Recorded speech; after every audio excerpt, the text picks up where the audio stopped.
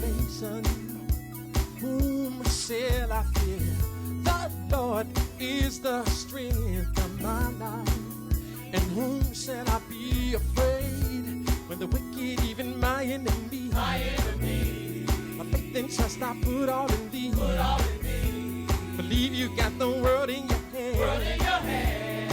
You bless me, Lord, I know I can stand. Show me the way, Lord. I will be faithful, for I am desolate and afflicted. Lord, show me the way.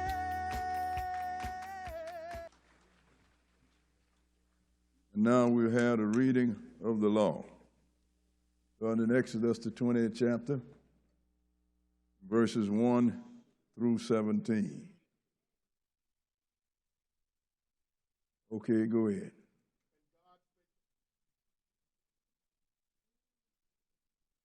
And God spake all these words, saying, I am the Lord thy God, which have brought thee out of the land of Egypt, out of the house of bondage. Thou shalt have no other gods before me. Thou shalt not make unto thee any graven image, or any likeness of anything that is in heaven above, or that is in the earth beneath, or that is in the water under the earth. Thou shalt not bow down thyself to them, nor serve them. For I, the Lord thy God, am a jealous God, visiting the iniquity of the fathers upon the children unto the third and fourth generation of them that hate me, and showing mercy unto thousands of them that love me and keep my commandments. Thou shalt not take the name of the Lord thy God in vain, for the Lord will not hold him guiltless that taketh his name in vain. Remember the Sabbath day to keep it holy. 6 days shalt thou labor and do all thy work, but the seventh day is the Sabbath of the Lord thy God. In it thou shalt not do any work, thou, nor thy son, nor thy daughter, thy manservant, nor thy maidservant, nor thy cattle, nor thy stranger that is within thy gates. For in 6 days the Lord made heaven and earth, the sea and all that in them is, and rested the seventh day.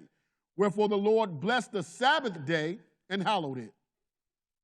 Honor thy father and thy mother, that thy days may be long upon the land which the Lord thy God giveth thee. Thou shalt not kill. Thou shalt not commit adultery. Thou shalt not steal. Thou shalt not bear false witness against thy neighbor. Thou shalt not covet thy neighbor's house. Thou shalt not covet thy neighbor's wife, nor his manservant, nor his maidservant, nor his ox, nor his ass, nor anything that is thy neighbor's. Let's go into Ecclesiastes, the 12th chapter, and we're going to read verses 13 and 14. Read it when you get there. Let us hear the conclusion of the whole matter. Fear God and keep his commandments, for this is the whole duty of man. For God shall bring every work into judgment with every secret thing, whether it be good or whether it be evil. Let's go into Revelation, chapter 22, verses 14 and 15.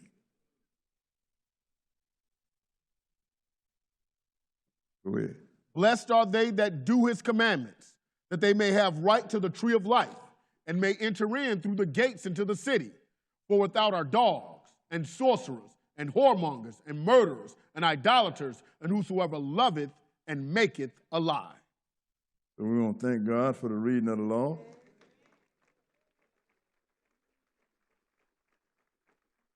And if anybody tells you that you don't have to keep the law anymore, they are trying to give you an eternal assassination. In other words, they're trying to get you in the lake of fire. But we're going to get right into this, sisters and brothers, because, like I said before, the history we have in America is not our history. It's all that simple. But the first thing is, the only history we have here is slave history. And if you listen and have the young people thinking that the only history we have is a history of servitude, and we don't have any roots, we didn't come from any place. And the funny thing about that, everybody on the planet have a copy of your history. It is called the Holy Bible.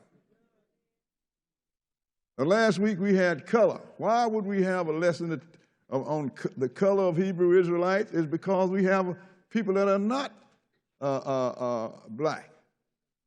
We have white people running around saying that they are the Jews. Now, don't take it as take it as a derogatory statement when I say that. But I have to speak so you can understand what I'm talking about. So in order to show you who Israel was, because we don't call ourselves Jews, because we're more informed than that. We are not converted. The word Jew, the reason the word Jew fit these other people is because they was converted by our ancestors, which was Jews, out of the tribe of Judah. That's a Jew, the ones that's out of the tribe of Judah. But Jacob had 12 sons. So we had to show you what color Israel is. And this week, we're going to deal with the slavery. Sisters and brothers, this has happened only to us, nobody else. And it comes from God. That's why we don't dislike nobody else. We don't teach contrary hatred to nobody else, because what happened to us as a people was brought on us by our God. And we're going to show you that. And we're going to show you that slavery was not on the shores of America among the Gentiles, which the Gentiles, which are white people, sister and brother. Because it's not about color. It's about the curse. That's what this is about. And we're going to start this in Deuteronomy, the 28th chapter. The Lord gave us the opportunity to be top people on the earth and to set the trend for all the rest of the people. But I guess we got hung up on ourselves, and we decided to do it the way we want to do it. And when God tells you to do something, you best do it, because if you do it the way you're going to do it, consequences are going to follow. God is not a stand-by God and leave you alone.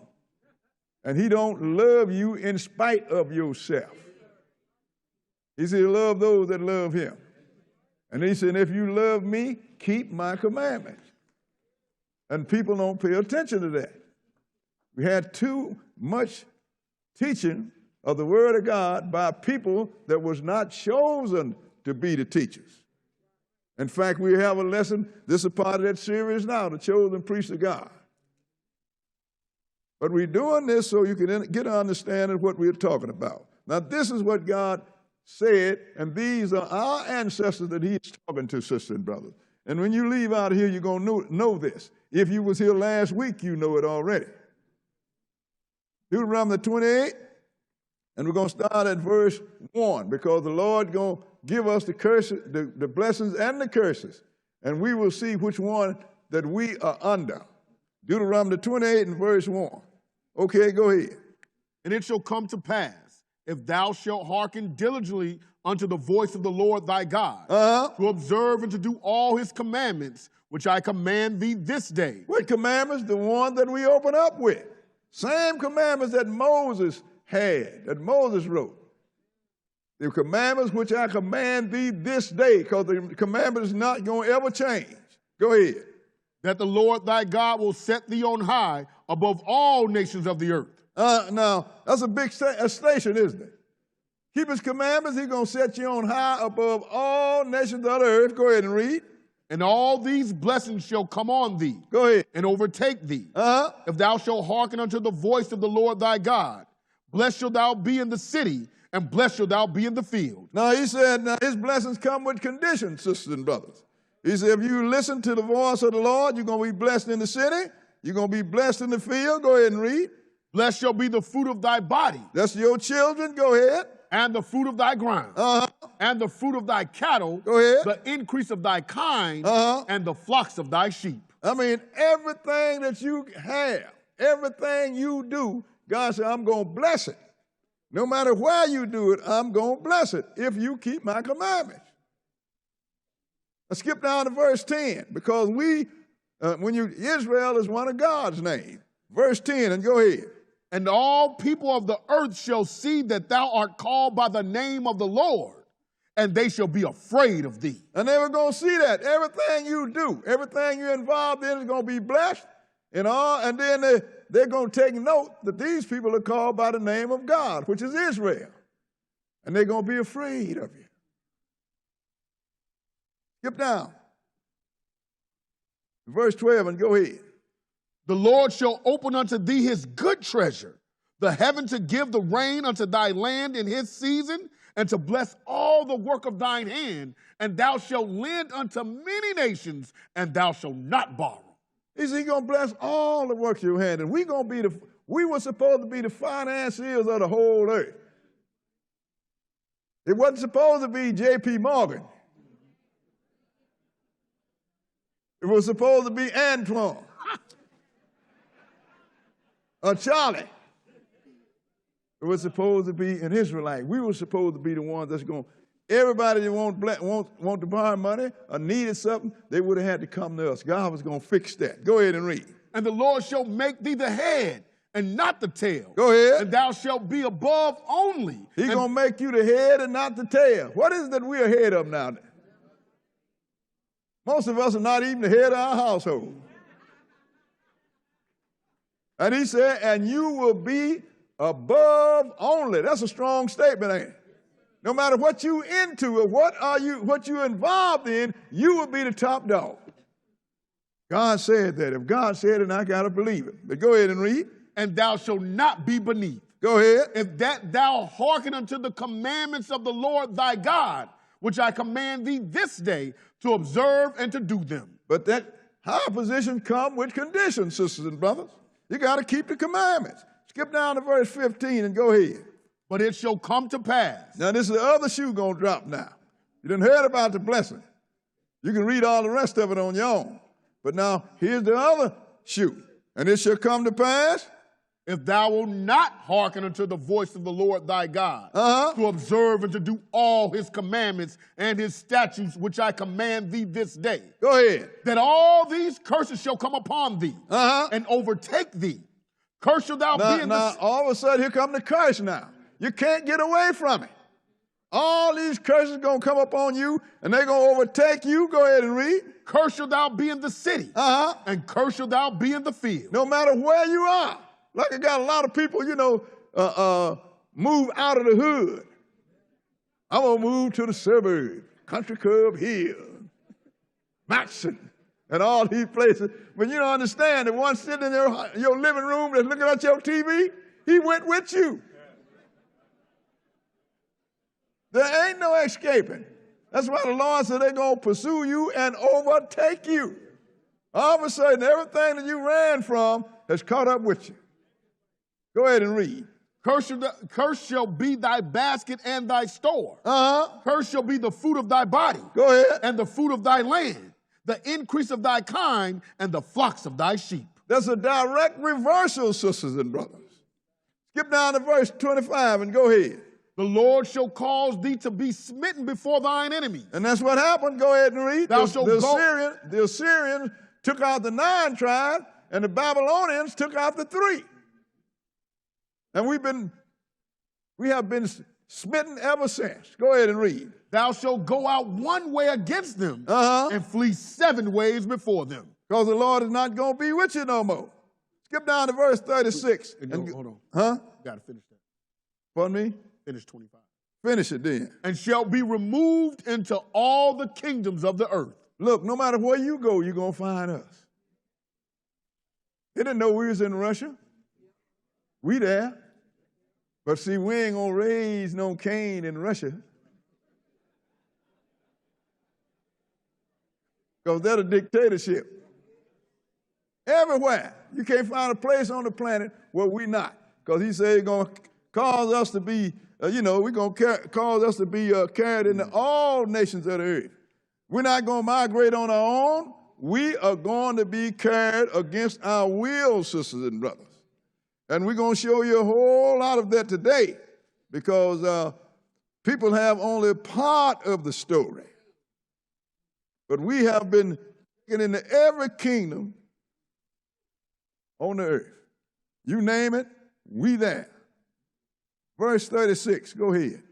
The Lord shall bring thee and thy king, which thou shalt set over thee, unto a nation which neither thou nor thy fathers have known. Go ahead. And there shalt thou serve other gods, wood and stone. So we serving gods here that we don't know nothing about. We don't know nothing about the God of Christmas, the God of Easter.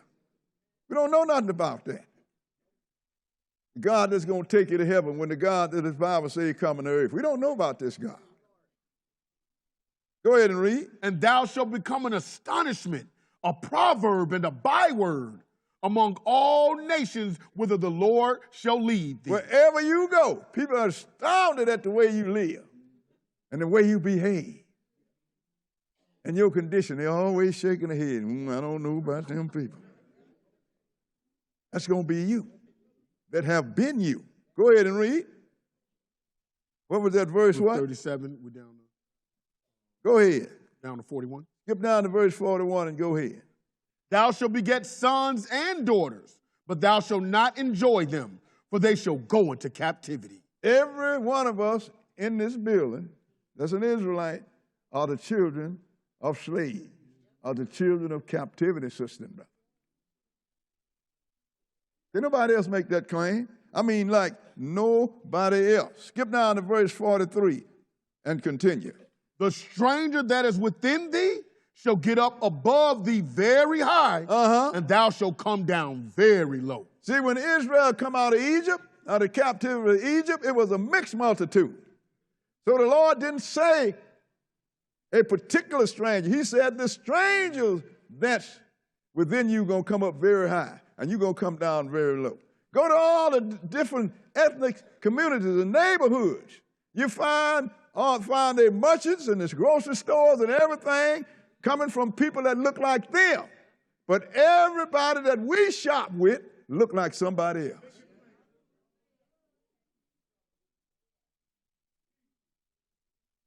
And all the people that we buy money from look like somebody else.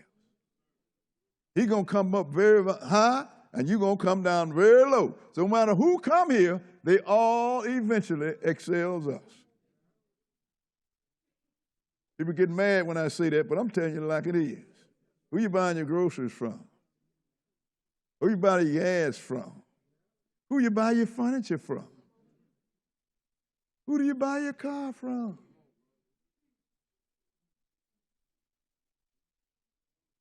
Think about it. What verse? We have 44. Go ahead. He shall lend to thee, and thou shalt not lend to him. That's the way it is. Go ahead. He shall be the head, and thou shalt be the tail. You're the one that's always borrowing, so the tail is the one that borrows all the time, ain't it? You can't do that old saying, it's better to give than receive. I agree with that, because if you're giving, that means you got something to give. Right. If you're receiving all the time, that means you're impoverished. Right. Go ahead and read. Moreover, all these curses shall come upon thee, and shall pursue thee, and overtake thee, till thou be destroyed, because thou hearkenest not unto the voice of the Lord thy God, to keep his commandments and his statutes which he commanded thee. So now all this has come upon us as a people because we won't keep the commandment. Now we got preachers in church saying you don't have to keep them old laws no more. That let me know he have not read this Bible, sister and brother. Go ahead and read. And they shall be upon thee for a sign and for a wonder, and upon thy seed forever. They're going to be upon you for a sign and a wonder, and upon your seed forever. What's the sign? Ain't that something that points out something? And wonder why this happened? Look, sisters and brothers, you want to know who Israel is in this hemisphere? All you got to do is find out who was brought here as slaves. That sign put the finger on you. Can't nobody else make that claim. Be a sign and a wonder. Well, they're going to wonder why this happened. You know, you wonder, why is this happening to me? And it didn't happen to nobody else. Go ahead and read. What verse? We have 47. Because thou servest not the Lord thy God with joyfulness and with gladness of heart, for the abundance of all things. Therefore shalt thou serve thine enemies, which the Lord shall send against thee in hunger and in thirst and in nakedness and in want of all things. He said, you won't serve me and be blessed, so you're going to serve your enemy. and hunger and thirst and nakedness and in want of all things. You're working every day, go home tired, beat up, and you don't hardly have enough money to make ends meet. And don't get sick and need medicine. You're in trouble. He said, but you're going to serve him in want of all things, sisters and brothers. What was that, 48? We at the middle of 48. Finish it. And he shall put a yoke of iron upon thy neck until he have destroyed thee. Now, that is not only a metaphor, that is a reality. I don't know if a brother got a picture of one of us with a yoke of iron. I'm talking about literally. If you do, put it up right quick. Who has this happened to, sisters and brothers? Nobody else. And not only here, all over the world. Got the yoke iron. You can't even lay down and sleep because that iron won't let you. Not only is it physical, it is a metaphor also. What verse was that? Just finished 48. Now skip down to verse 64. Verse 64 and go ahead. And the Lord shall scatter thee among all people, from the one end of the earth even unto the other. And there thou shalt serve other gods, which neither thou nor thy fathers have known, even wood and stone. Because we don't know nothing about the gods that we serving in this country. And when you go to other countries, it's the same thing, sisters and brothers. Ain't nothing changed. We're going to show you some Hebrew Israelites that are Muslims. That's not Israel, God. But go ahead and read. And among these nations shalt thou find no ease.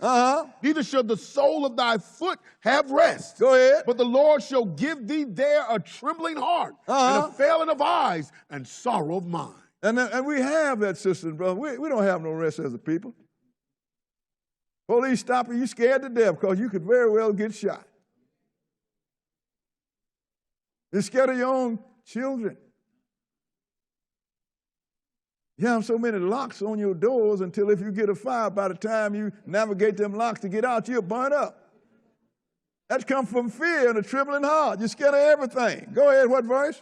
Verse 66. Go ahead. And thy life shall hang in doubt before thee. That means that you are most likely to get killed than anybody else in this country.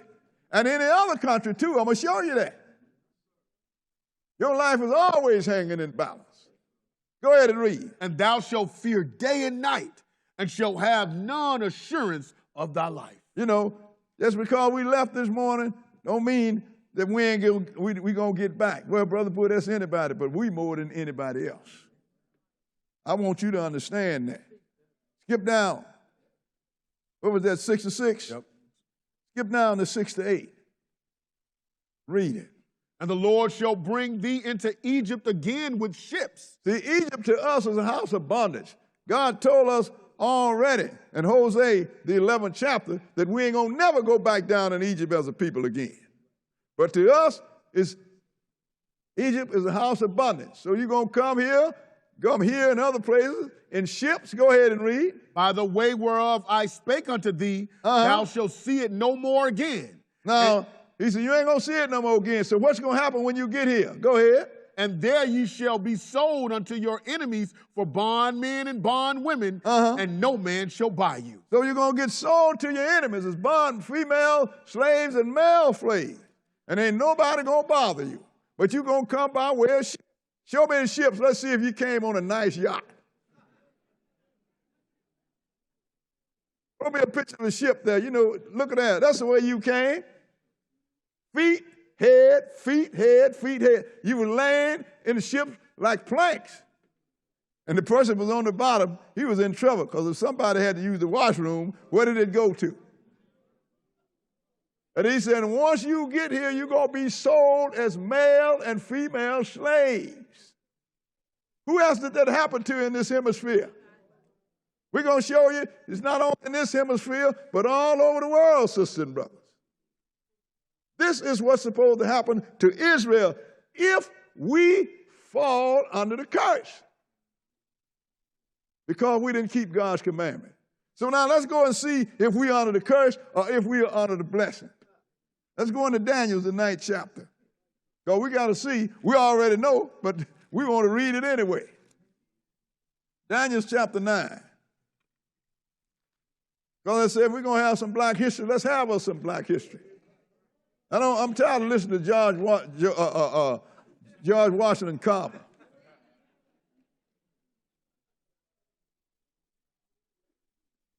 And you still tell me, you know, what is this woman's name?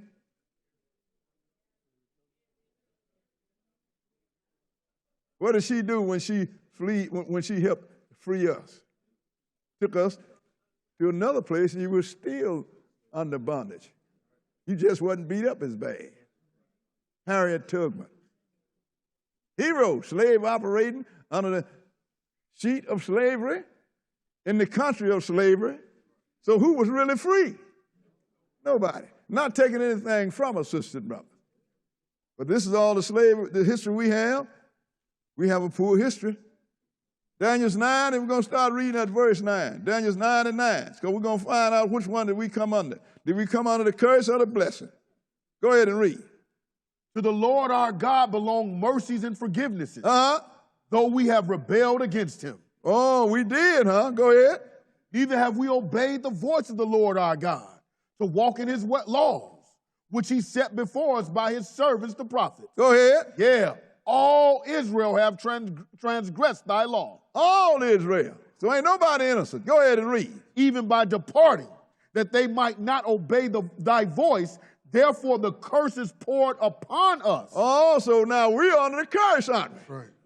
I hear some people talking about, I ain't under nobody's curse. I just look at them. That's a statement made without any kind of knowledge. Go ahead and read. And the oath that is written in the law of Moses. Oh, that's what we wrote it at, isn't it? That's right. And the oath that is written in the law of Moses, go ahead. The servant of God. Go ahead. Because we have sinned against him. Go ahead. And he had confirmed his words, which he spake against us. Go ahead. And against our judges that judged us, by bringing upon us a great evil.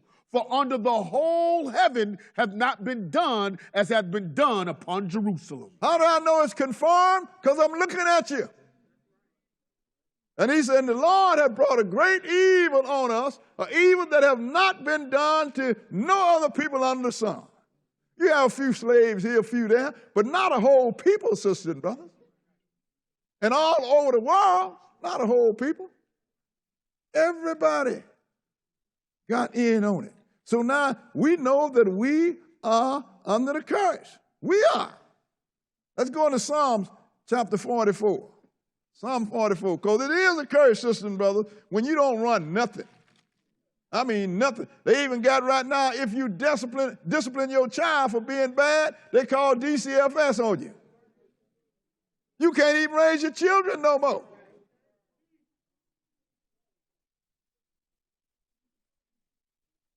It's all that simple. Psalm chapter 44. Psalm chapter 44. But nobody lays this to heart, sisters and brothers. 44, and we're going to start reading at verse 9. Psalm chapter 44 and verse 9. Okay, go ahead. But thou hast cast off and put us to shame, and goest not forth with our enemies. So this is the Lord that cast us off. See, I'm reading this because I want you to know nobody else is responsible for this but you and your God. Go ahead and read. Thou makest us to turn back from the enemy, and they which hate us spoil for themselves. Go ahead. Thou hast given us like sheep appointed for meat, and hast scattered us among the heathen. You've given us like a sheep, you know, that sheep appointed for food. In other words, everybody is devouring you. And we are scattered among the nations. That's what heathen mean. Most people think heathen mean low down and dirty. They've been watching Red Fox too much. Go ahead and read. Thou sellest thy people for naught, and dost not increase thy wealth by their price. Go ahead.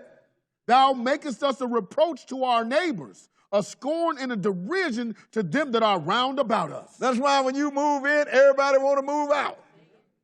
And that have not changed, even in these modern days. Well, Brother Boy changed. Yeah, we got mixed community now. Yeah, right. Keep watching. Go ahead and read. Thou makest us a byword among the heathen, a shaking of the head among the people. You know what a byword is? That's all them little pet names they put on you, the N-word. And most people I hear, brother, all the time, where you want to go to the washroom. Well, I think I got to go to the John. Where do you think that come from? Think about it. Objects of contempt, sisters and brothers, among the people. And nothing has changed. I think that's what's going on right now. Everybody thought everybody was good. Everything is smooth. But all of a sudden, you're looking around, things are going back where they always been. I got news for you. They never left. Anytime you have to pass a law to give somebody civil rights, that means they don't want you to have it. So you're going to give them some civil rights under the promise of being punished if you don't.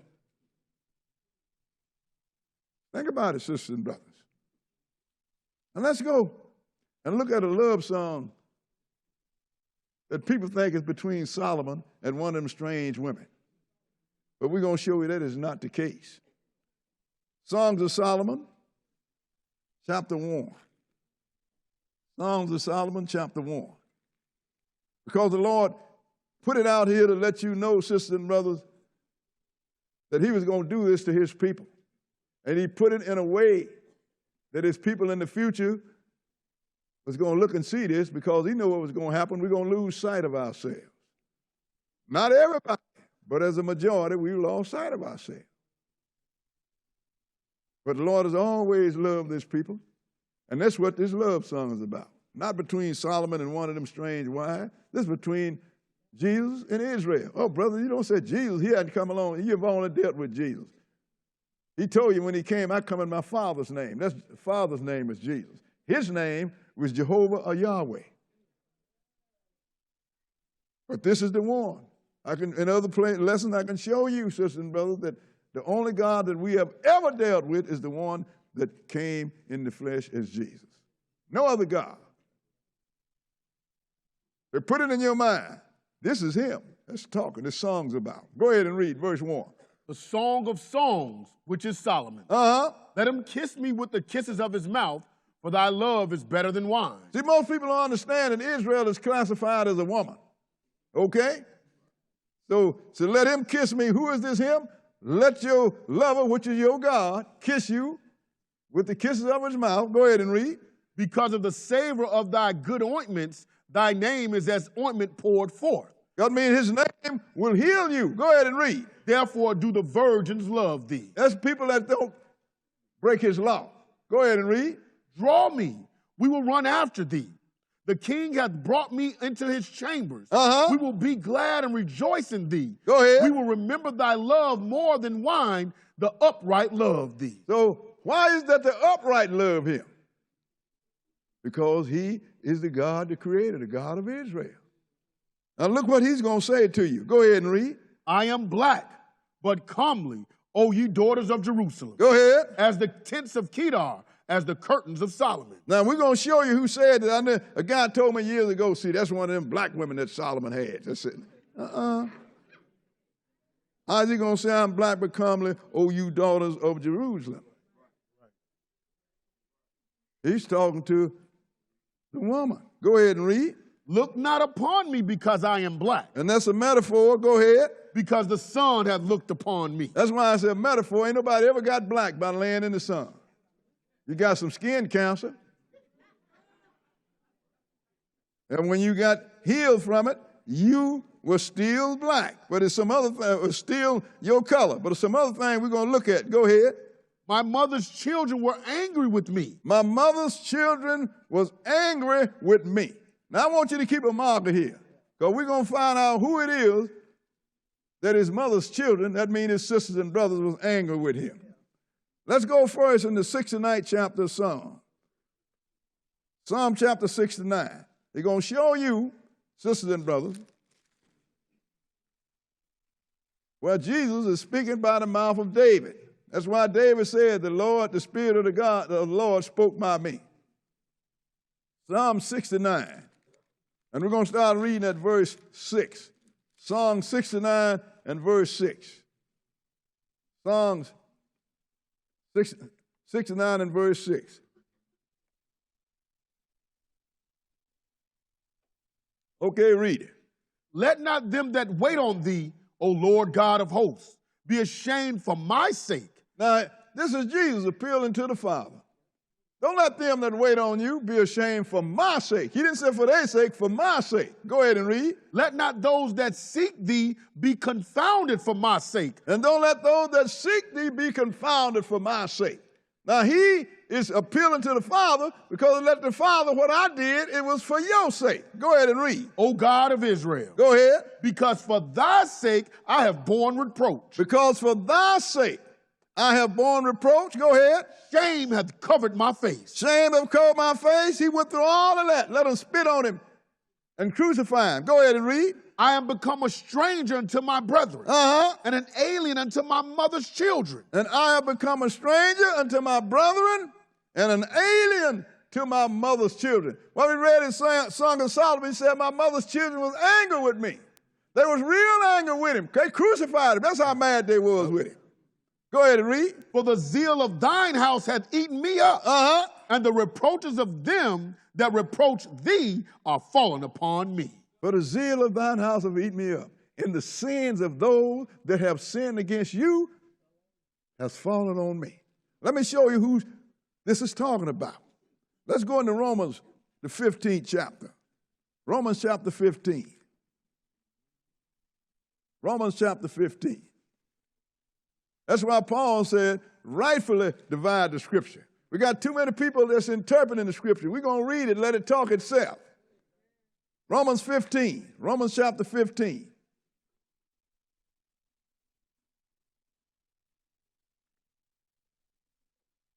And we're going to read verse 1, 15 and 1. Go ahead and read it. We then that are strong ought to bear the infirmities of the weak, and not to please ourselves. That's talking about spiritually strong. We're supposed to help those that are weak, sister and brother, because that's what the Lord did for us. Skip down to verse 3, and he'll tell you that. Go ahead. For even Christ pleased not himself. But as it is written. Even Christ pleased not himself, but it is written. Go ahead. The reproaches of them that reproach thee fell on me. So that was Christ talking by the mouth of David, sister and brother. So we're supposed to help the weak, strengthen them, and not just be worried about ourselves, because even when Jesus came, he didn't come to serve himself. He came to help us. That's why he said, the sins that you sin, that they sin against you, Father, I'll take them. Let them fall on me. He died for our sins, and not his own, because he never committed one sin. So this guy in Songs of Solomon said that I'm a stranger to my mother's children. We know that's Jesus, don't we? But let's go back to Songs of Solomon, the 6th, and we're going to start verse 1. I told you to hold your spot. And we're going to read verse 6 from the top this time, because this is Jesus talking by the mouth of David. Verse 6, go ahead. Look not upon me because I am black, because the sun hath looked upon me. Go ahead. My mother's children were angry with me. They made me the keeper of the vineyards, but mine own vineyard have I not kept. He said, look not upon me because I'm black. So my mother's children was angry with me, and they made me the keeper of other vineyards, while my own vineyard have gone unkept. So let's see who of the Lord's vineyard. Let's go in Isaiah, the 5th chapter, and we're going to go right into, going to continue this love story here. Isaiah chapter 5, same love story. Going to start out the same way that we started in Songs of Solomon. Isaiah chapter 5, and we're going to start reading at verse 1, 5 and 1. Okay, go ahead. Now will I sing to my well-beloved a song of my beloved touching his vineyard. So it's a love song, ain't it? I'm going to speak to my well-beloved concerning my beloved, song of my beloved, touching his vineyards, the vineyard of my well-beloved. So we're talking vineyard. Didn't it say, you made me the keeper of other vineyards while my own vineyard is going unkept? So this is his vineyard this song's about. Go ahead and read. My well-beloved hath a vineyard in a very fruitful hill. And he fenced it and gathered out the stones thereof. And planted it with the choicest vines. And built a tower in the midst of it. And also made a wine press therein. And he looked that it should bring forth grapes, and it brought forth wild grapes. So he planted a vineyard and put everything in it that it needed. Wine press, whatever it had, the best of everything.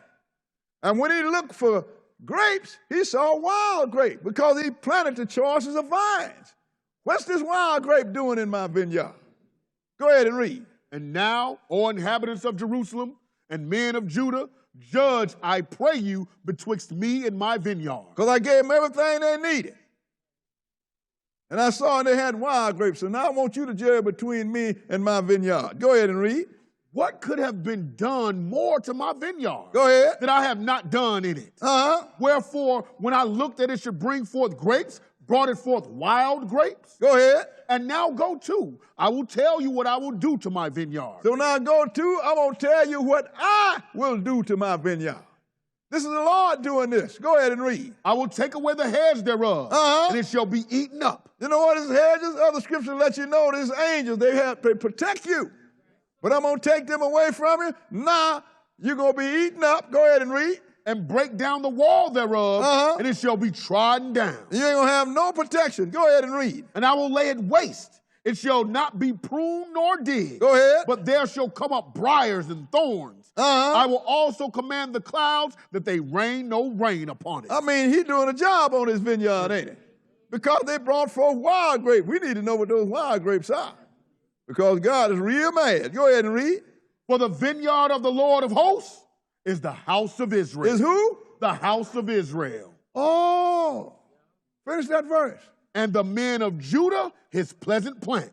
And he looked for judgment, but behold, oppression. For righteousness, but behold, a cry. So the vineyard of the Lord is the whole house of Israel, sisters and brothers. He gave us good laws, good statutes. Gave us the best of everything. And what we do, we turn around and sin against it. We broke his law. We killed. We stole. We committed adultery. We bared false witness on our neighbor. We did everything that the Lord commanded us not. So the Lord said he's going to break down the walls. He ain't going to let it rain on it. He's going to let briars and thorns come up in it. That looked like this vineyard is not kept at all, didn't it? Because he said, you done made me the keeper of other vineyards. While you, Israel, my vineyard has gone unkept. Why couldn't he keep us? Because we kept sinning against it. We get off in our own pleasure, doing our own thing. Skip down to verse 11 and go ahead. Woe unto them that rise up early in the morning, that they may follow strong drink, that continue until night to wine and flame them. Because that's all we're interested in now. Partying, drinking, doing everything of pleasure, but ain't nobody thinking about God. Go ahead and read. And the harp and the viol, the tabret and pipe and wine are in their feasts. Even in the church you go. Bloom, bloom, bloom, bloom. Good grief. Even the preacher preaching in between music symbols. All this is in their feast. Go ahead and read. But they regard not the work of the Lord, neither consider the operation of his hand. But they don't regard the work of the Lord.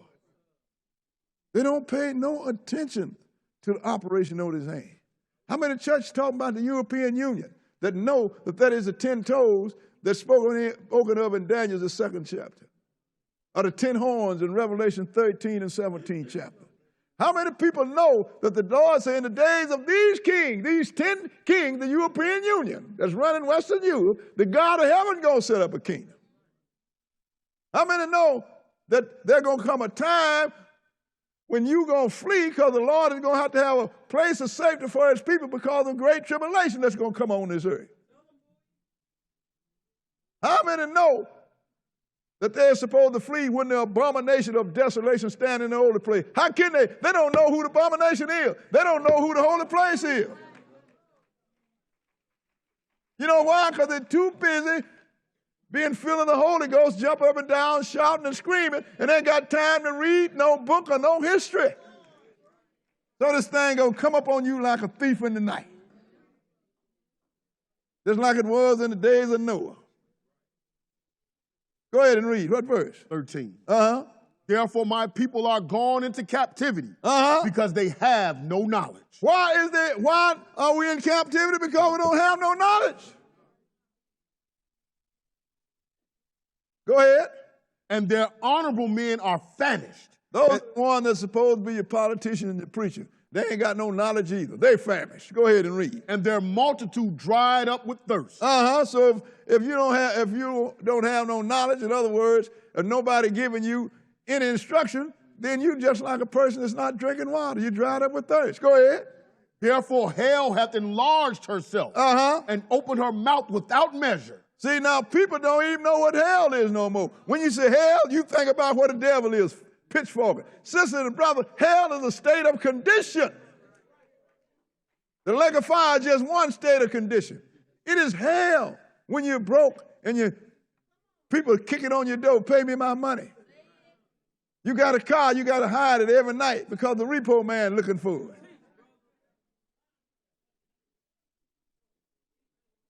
Got to keep your house locked down. You walk and see a group of brothers together. You scared of them, you're going to cross the street. Your light's going to get cut off and you can't even pay your light bill. Like I say, you working every day and you ain't getting nowhere. You're not even keeping up. That's hell, having enlarged yourself without number, sisters and brothers. And we have descended into it. Did you finish that 14? Finish it. And their glory, and their multitude, and their pomp, and he that rejoiceth shall descend into it. And that's what's going on now, sisters and brothers. I got to look at YouTube. Sometimes I look at some of these famous celebrities we have, singers and all that, and they show you, and too many of them, they say, yeah, they come to a drastic end. Or either they was impoverished and really messed up when they got old. Had all kind of problems. You understand? Know why? Because nobody paid attention to the Lord. But the Lord said he gave his vineyard the choicest plants. He gave it everything it needed, a press in it, everything that you need to make wine. He gave us everything we need to get salvation. And what happened? We went the wrong way. Let's go into Jeremiah, the 2nd chapter. Because before we get to all this other stuff and show you what's befallen you, you need to know why, sisters and brothers. So you will not be looking at other people like a lot of my Hebrew brothers out there insulting people and calling people out. They ain't got nothing to do with your condition. If God says somebody's going to hit you in the head, somebody's going to hit you in the head. If God says somebody's going to throw you in the hull of ship and take you to another shore and sell you as male and female slave, somebody's going to do that. It's like a man whipping you with a baseball bat and you hating the bat.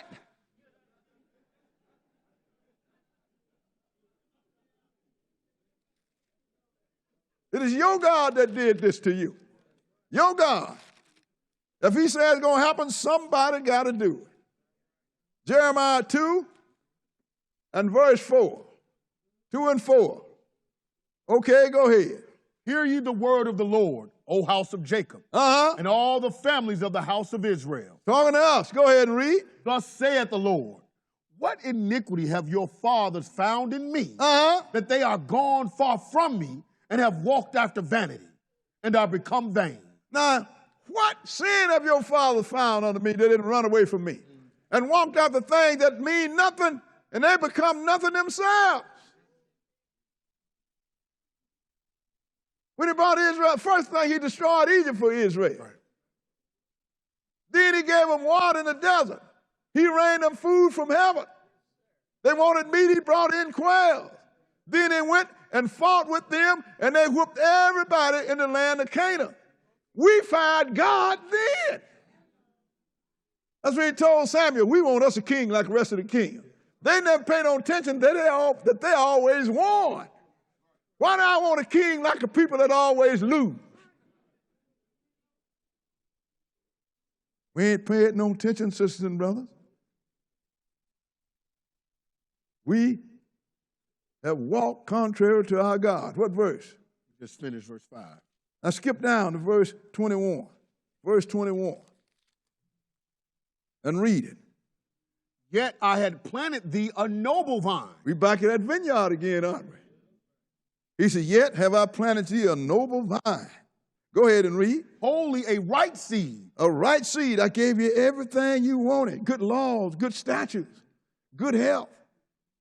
All the time you was in the wilderness, not one person was sick. Go ahead and read. How then art thou turned into the degenerate plant of a strange vine unto me? We have degenerated. We didn't keep his law. A strange vine. So them wild grapes were seen. I gave you the best of everything. How have you degenerated to a strange plant to me? How have you become what you are? Instead of you advancing, you have digressed. You've gone the other way. Skip down to verse 30. Verse 30 and go ahead. In vain have I smitten your children. In vain, for nothing. I'm whooping your children, and it don't mean nothing.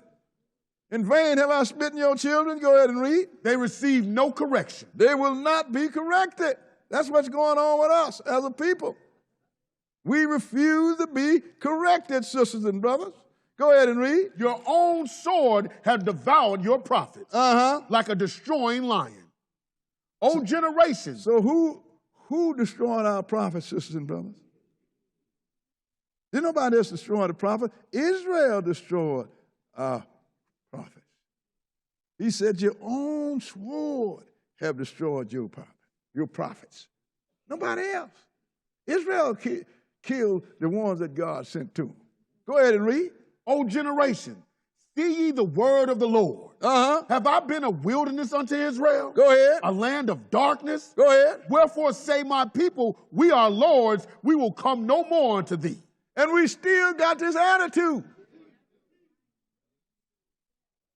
He said, I haven't kept nothing from you. I've given you everything. But y'all done got so wise, they said, look, we are all lords. We will come no more to you. That's why don't nobody want to deal with Jesus. Hebrew Israelites hate Jesus.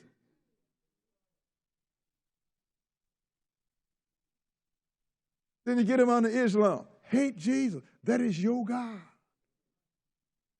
But you said, we all lords. We ain't going to come no more to you. That's why when it comes to black history, we talking about things that we have done under slavery. But you haven't gone back and seen what your people was, how powerful they were. And they're the only one that God have dealt with directly, and nobody want to deal with it.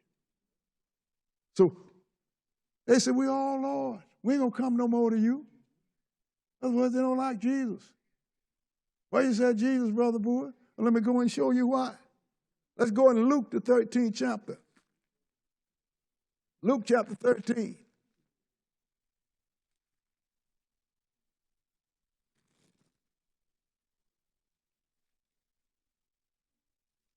They do everything they can to get away. Wasn't no J in Hebrew. Well, ain't no J, ain't no alphabets in Hebrew at all.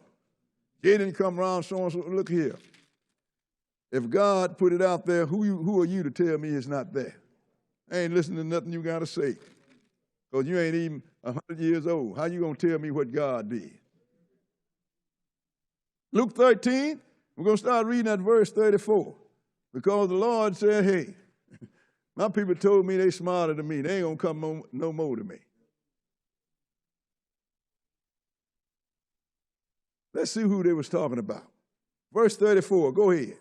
O Jerusalem, Jerusalem, which killest the prophets, and stonest them that are sent unto thee. We know that. Now, this is Jesus talking, isn't it? And stoned them that sent unto you. Go ahead. How often would I have gathered thy children together? Wait a minute. Jesus died at 33. Right. So how many opportunities did he have to gather the children of Israel together? Not many. But he ain't talking about after he came in the flesh. He's talking about before he came in the flesh. How many times would I have gathered thy children together? Go ahead. As a hen doth gather her brood under her wings, and ye would not. And you wouldn't be gathered. You should go on your own and read Ezekiel, the 20th chapter, saw all the things that the Lord said we're going to do to Israel, and he changed. Then they messed up, he said, I'm going to do it, then he changed. And he changed. It even got so bad, he just asked Israel to do one thing, just keep the Sabbath day. We couldn't even pull that off.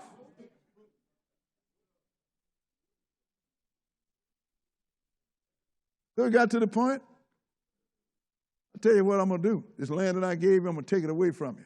And I'm going to scatter you in all of them lands that you're trying to mimic, and they're going to treat you like something that the bird left on the limb. Keep reading. Behold, your house is left unto you desolate. Now look when they said, behold, your house is left unto you desolate. Go ahead and read. And verily I say unto you, ye shall not see me until the time come when ye shall say, blessed is he that cometh in the name of the Lord. And that ain't gonna happen till the heavens roll back like a scroll. You're gonna be here, sisters and brothers, because you would not obey God, you wouldn't keep his commandments. Like, we hate our God. Let's go into Jeremiah, the 12th chapter. Jeremiah chapter 12. Because when we show with these things, when people have done these things to us, we don't have a right to get mad at nobody else. We probably got them in trouble. Now they got to pay for something they did to us. And if we had not done wrong and sinned against God, then they couldn't have done nothing wrong to us. Therefore, they wouldn't have a debt to pay. If they really understood this, you think you're getting the head whooping now? Well, they see what's going to come up on them. It's all that simple. Jeremiah 12, and we're going to start at verse 7. Jeremiah chapter 12 and verse 7.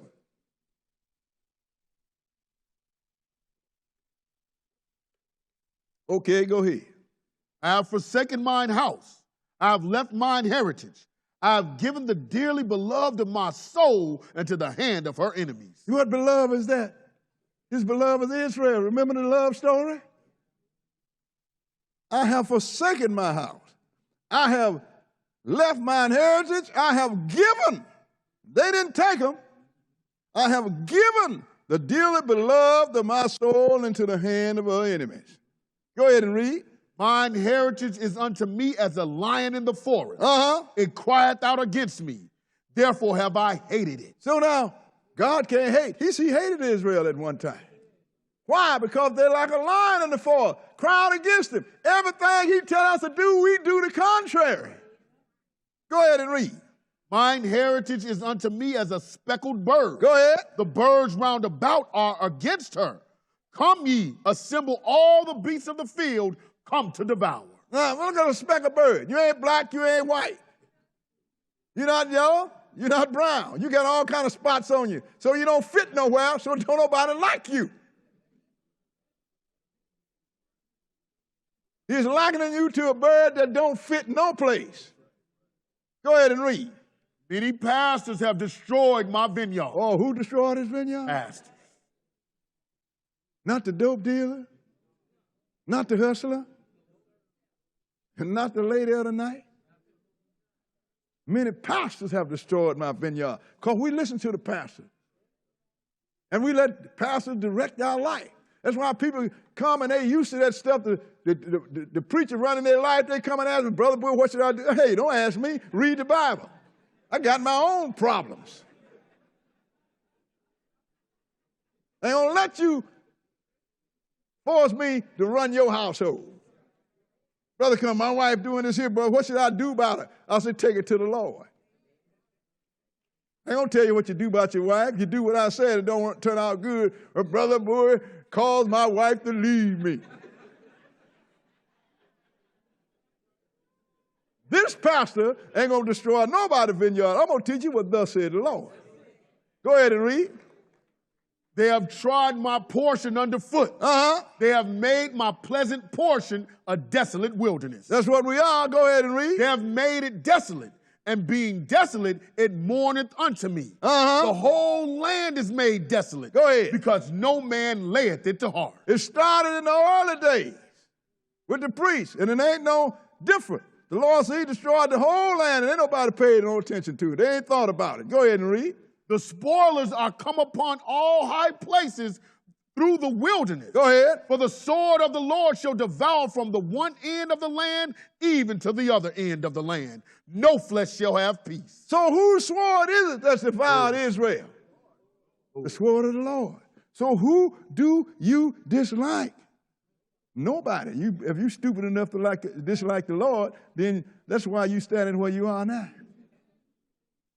The Lord brought this up on us, sisters and brothers. The Lord.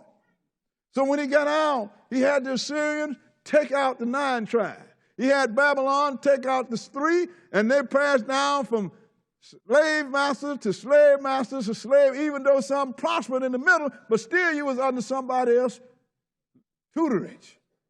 You was under somebody else's laws. So finally, it got down to Jerusalem, which was established in the days of Ezra and Nehemiah, and lasted until Jesus came and left. And let's see what happened to Jerusalem. Because Jesus saw what was going to happen to it, and he started to weep over it. So let's go into Luke, the 19th chapter. Luke chapter 19. Because Jesus was the one that told him what's going to happen to him. With the increase of knowledge is the increase of sorrow. Because the more you know, the more you see what's going to happen. All of this carnage and destruction going to come upon his people, and it's got to happen. Even Jesus couldn't change it because he's the one that set it in order at the commandments of the Father. So it had to play itself out. And he knew it. And when it was coming up on Jerusalem, he wept over it. Luke 19, we're going to start at verse 29. Luke 19 and verse 29. Okay, go ahead. And it came to pass, when he was come nigh to Bethphage and Bethany, at the mount called the Mount of Olives, go ahead. He sent 2 of his disciples, saying, now, when he come to the Mount of Olives, he sent 2 of his disciples and did what? Saying, go ye into the village over against you, and the which at your entering you shall find a colt tied. Go ahead. Whereon yet never man sat. Loose him and bring him hither. Listen, I want you to go on a coat. You got a coat that's tied. Ain't nobody ever rode this coat. This is a young ass. Bring him to me. Skip down to verse 35 and go ahead. And they brought him to Jesus, and they cast their garments upon the colt, and they set Jesus thereon. Now, this one, Jesus coming into Jerusalem. So they got it and went and brought that young ass, and they set him on it, and he started riding in Jerusalem. As he was coming in Jerusalem, he succumbed to his knowledge. Skip down to verse 41 and see what he did, what happened. Go ahead and read. And when he was come near, he beheld the city and wept over it. When he looked at Jerusalem, he started to cry. Jesus did. Go ahead and why? Go ahead and read. Saying, if thou hadst known, even thou, at least in this thy day, the things which belong unto thy peace, but now they are hid from thine eyes. He said, if only you had known the goodness and the rewards and the blessing that belong to you. He said, but now they're hid from your eyes. You don't know what you could have been. We're not trying to go somewhere we've never been. We're trying to return to where we fell from. If only you had known. Go ahead. For the days shall come upon thee, that thine enemies shall cast a trench about thee, and compass thee round, and keep thee in on every side. They're going to come when your enemies are going to surround all Jerusalem, and they're going to keep you in on every side. Go ahead and read. And shall lay thee even with the ground. Go ahead. And thy children within thee, and they shall not leave in thee one stone upon another, because thou knowest not the time of thy visitation. So your enemy's going to come and cast a trench around you, and they're going to destroy you to the ground, your children and everything. And they're not going to leave one stone upon another. That's why I know that so-called Wailing Wall over there. They ain't part of Jerusalem. The Romans built that. It's part of their garrison. But let's look at when this prophecy came to pass, sisters and brothers. We're going to go into the history book, the Atlas of the Bible, page 201 to 202. We're going to see what time this happened and who did it to us. Okay, you can read the history. Is the history up yet? Put the history up. Oh, this is when Titus did that. He's the one that did it. Okay, read it. In 68, the Roman commander launched a methodical campaign to isolate Jerusalem. The overthrow and suicide of the Emperor Nero brought operations in Judea to a temporary halt as Vespasian prudently withdrew to test the imperial winds. Eventually, he himself was declared emperor. Sailing for Rome in the spring of 70, he left his capable son, Titus, in charge of the campaign against Jerusalem. So when Vespasian, anybody know history, you know about Vespasian, and you know about Titus. So when he went to become emperor to see if he could, he became emperor, but he left Titus, his son, in charge. Go ahead and read. The walls encircling the temple and the upper and lower cities were the most formidable barrier of all. Postponing an all-out assault, Titus turned to starvation tactics. A certain amount of food had been smuggled into the city almost nightly during the siege. But now the Romans sealed off Jerusalem completely with a wall of their own, made of earth and some 5 miles in circumference. Then he say they're going to cast a trench around it? That's right. They're going to surround it. Go ahead. From the outset of the siege, those attempting to get through the encircling lines had been caught and crucified. People don't think the only Jesus was the only one that was crucified, Jesus and the 2 thieves. How many was crucified a day? Go ahead and read. Sometimes the daily executions reached 500. The Romans was crucified up to 500 Jews a day in 70 AD. People that trying to get in, they caught them and crucified them. People that trying to get out, they caught them and crucified them. Finish that. The crosses were never bare. Inside the city, starvation and disease claimed a mounting toll. Bodies filled the streets and were stacked in houses. Thousands of corpses were thrown from the walls into the valleys below.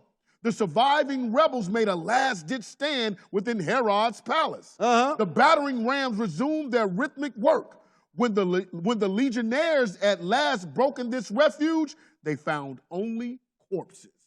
That happened in 70 AD by the Roman general Titus. And I mean, they destroyed Jerusalem down to the ground. That's why Jesus wept, sisters and brothers.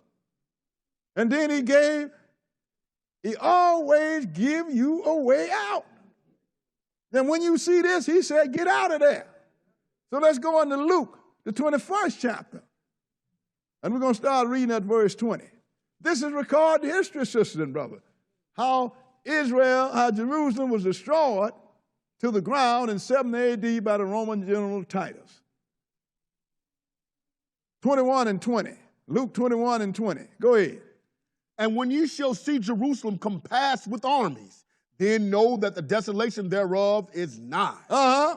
Then let them which are in Judea flee to the mountains, and let them which are in the midst of it depart out, and let not them that are in the countries enter thereinto. He said, I want you to flee, because we read the history, find out why, right?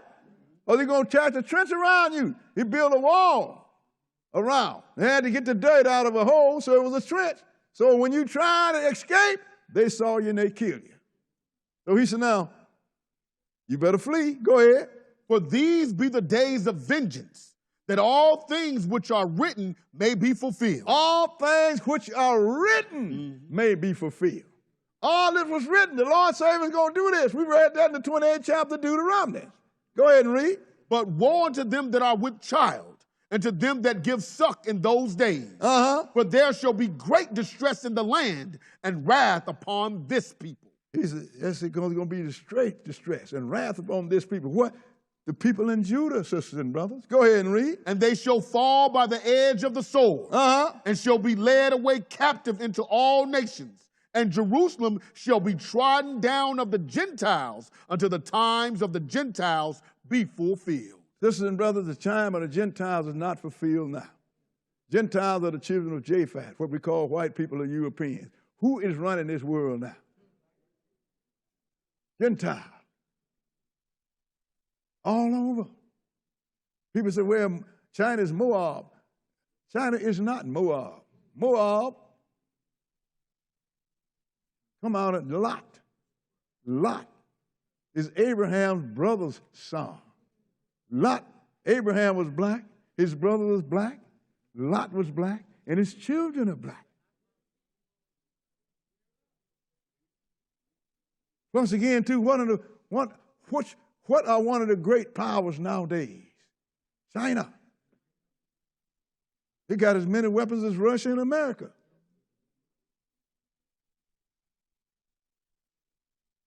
So what time are we living in now?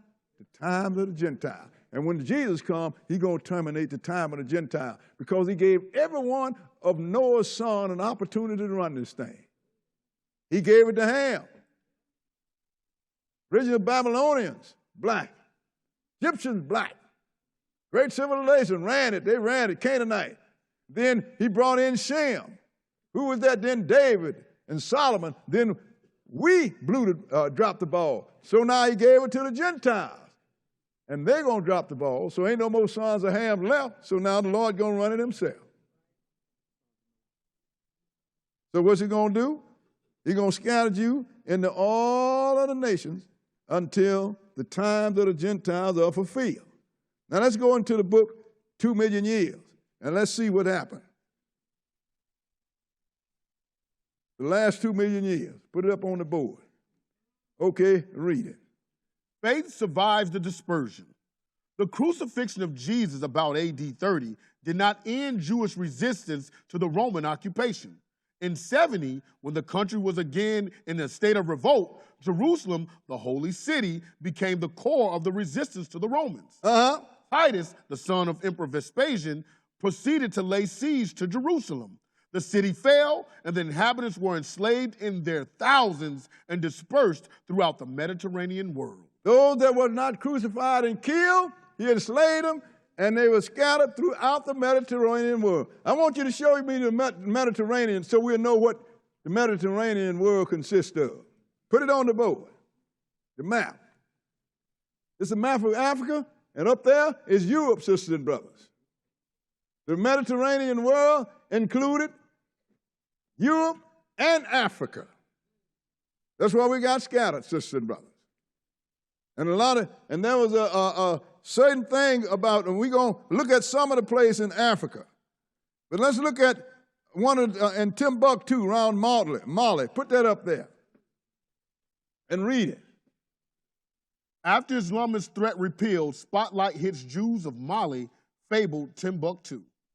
Timbuktu was the capital and storied cultural center of North Africa's Songhai Empire.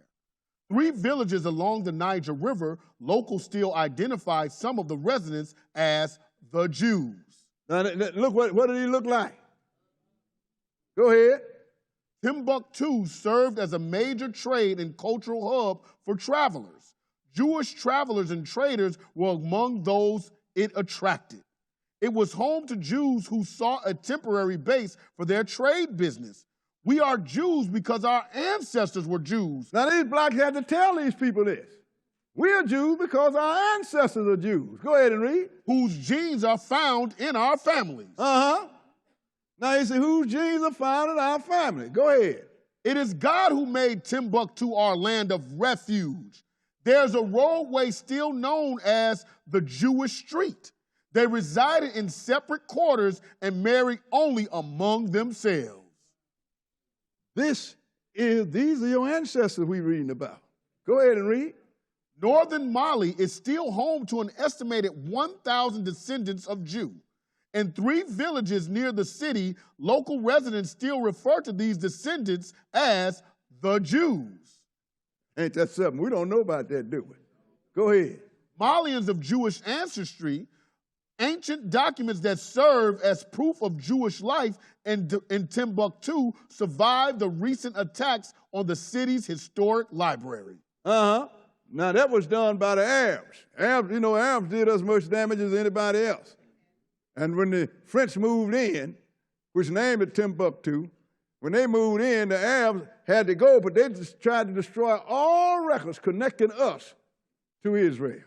Did we finish that? Keep reading. Timbuktu, a city of French West Africa, situated near the southern border of the Sahara Desert, in the territory of the French Sudan, about 10 miles north of the Great Bend of the Niger River. It is the center of caravan routes from Morocco, the Guinea coast in the inner Sahara, and is also on the motor transport route across the desert. Timbuktu has considerable trade in gold, gum, salt, and ivory. Settled in the late 11th century, it became a flourishing trade center for Negro tribes and a seat of Muslim culture. In 1591, its commercial prosperity was ruined by a Moroccan army. It was sacked frequently in the 19th century and was little more than a vast heap of ruins when the French took possession in 1893. Population, that's good. Now, look, put it back up there and show me what Timbuktu is again. You see that? That's right out in Mali. So they brought us across the Niger River. That's where the name Negro come from. But what color were these people, sisters and brothers? And they knew who they was. And when they was brought here, our ancestors knew who they was. I want you to look at we're going to look at some literature that's called African Town, Alabama. We're going to read, we have 3 passages, 1, 2, and 3. Put it up. Let's read it. Africatown, Alabama. In 1860, the ship Clotilde sailed from Ghana, West Africa, for its destination, Mobile, Alabama. Aboard were over 100 Africans who were sold into slavery by the Dahomey tribe. Now, see, look, this happened after they had abolished slavery. So this guy here still going to get him some slaves and bring here. Go ahead. The slaves, members of the Tarkar tribe, had been captured by the Dahomey tribe. Wait a minute, you mean the whites didn't go in there and get them themselves? No. So you got Hamites selling Israelites. Go ahead. During the tribal warfare in Ghana at the time, the price paid for each slave was $100. The Clotilde was owned by Timothy Meyer, a wealthy shipper and shipyard owner in Mobile. Its captain was William Foster. We got some more there. What's it, part 2? Go ahead. Zora Neale Hurston interviewed with the last survivor of the Clotilde incident, whose name at the time was Cudjoe Lewis. Now, he was brought as a slave. So he was interviewed by this person. But go ahead, Cudjoe Lewis, go ahead. She found out that his birth name was Cudjoe Kazula. Oh, they always named us after the slave owner, you understand? So whoever owned him was Lewis, but his last name was Kazula. Go ahead. Who later died in 1935. And that he was from the Tarkar tribe, which was a subgroup of the Akan Ashanti.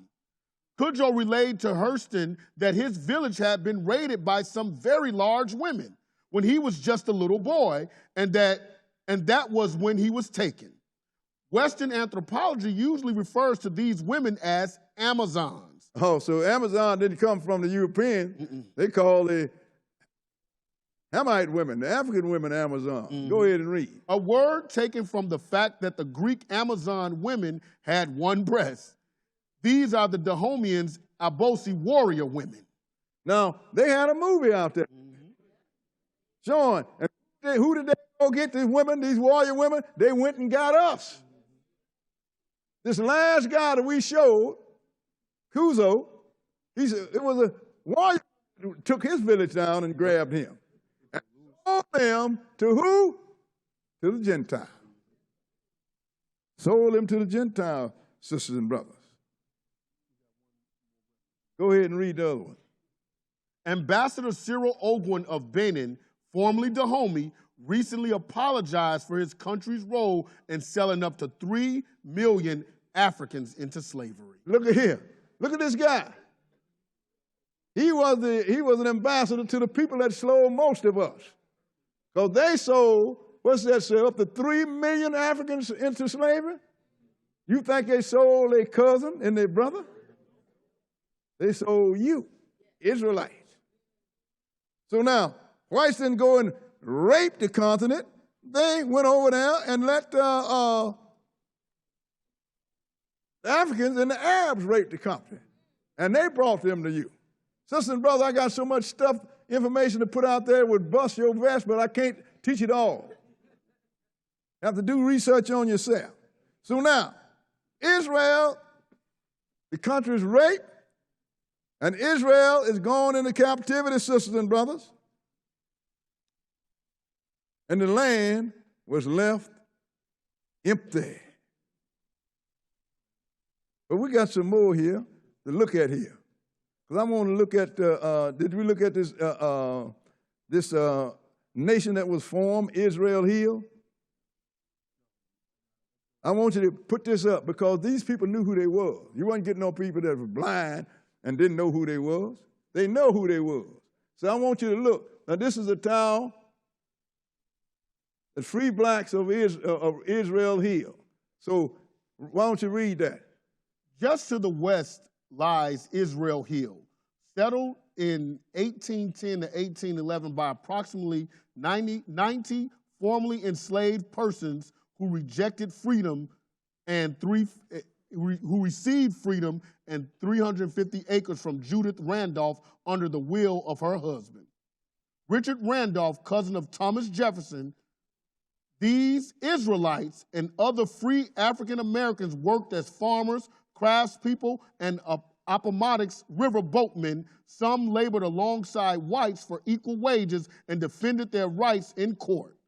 The family of early settler Hercules White bought and sold real estate in Farmville and joined with white citizens to found the town's first Baptist church in 1836.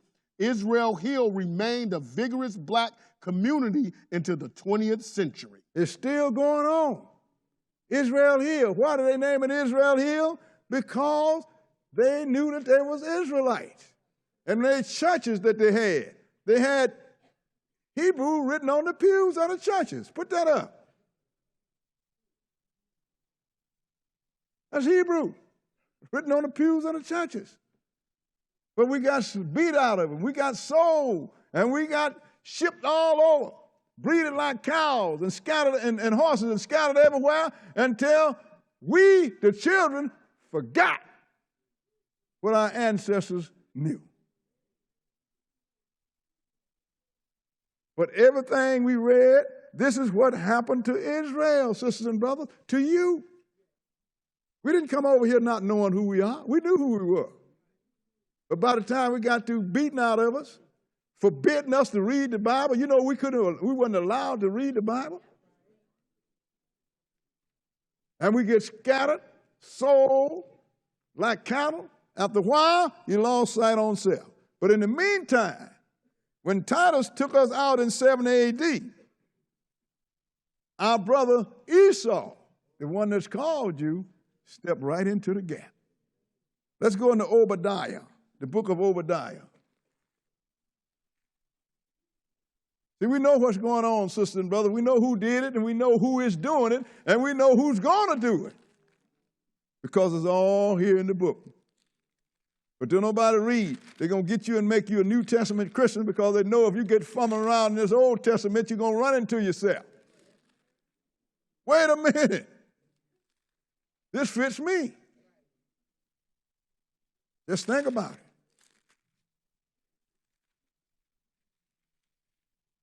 Obadiah, we don't have but one verse to read out of it.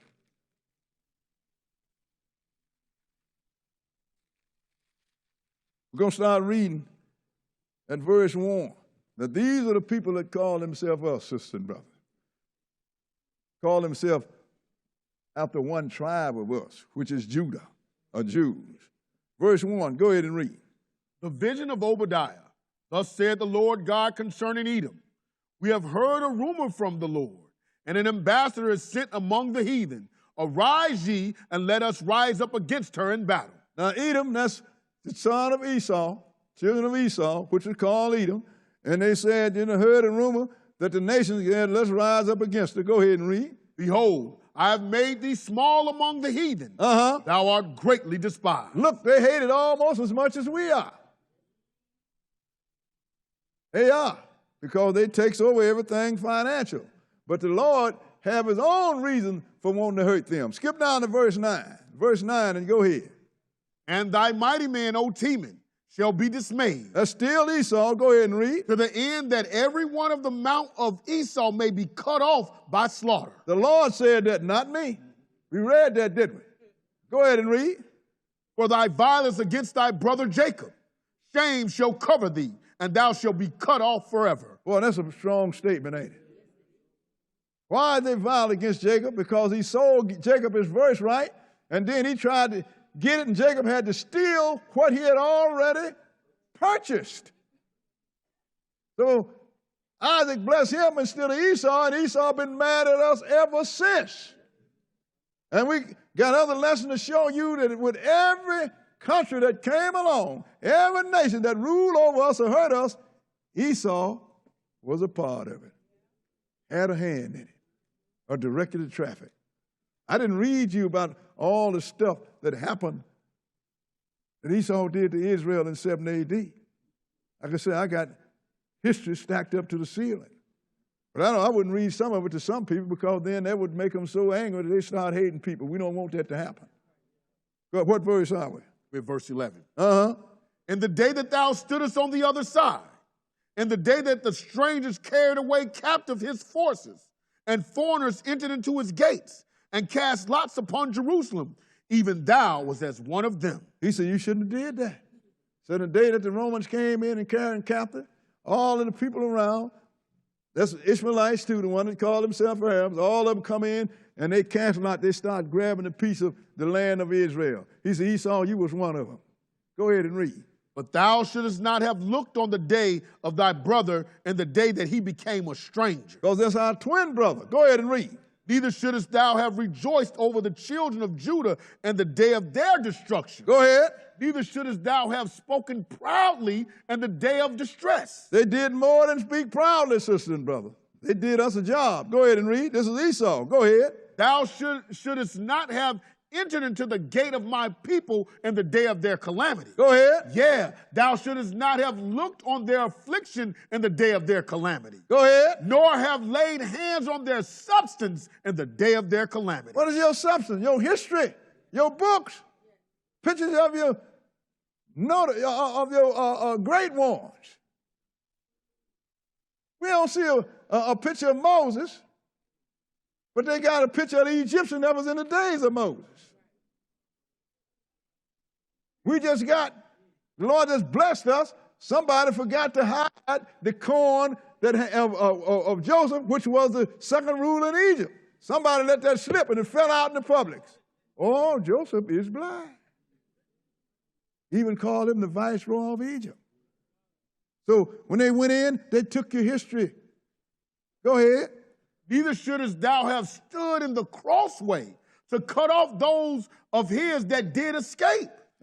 Neither shouldest thou have delivered up those of his that did remain in the day of distress. So now what happened? He said, the ones that escaped Titus and the Romans, you, Esau, you caught them and you delivered them up to the Romans.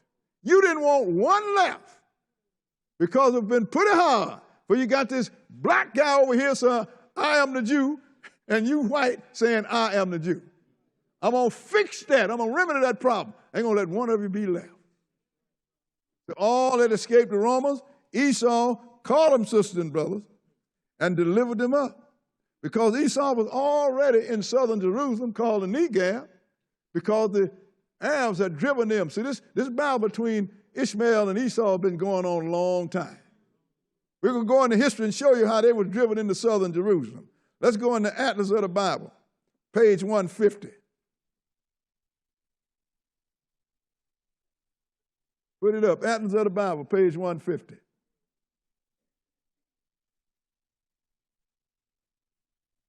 Okay, read it. To the east, in what had been Edom, people from northwest Arabia were establishing themselves, later known as Nabateans.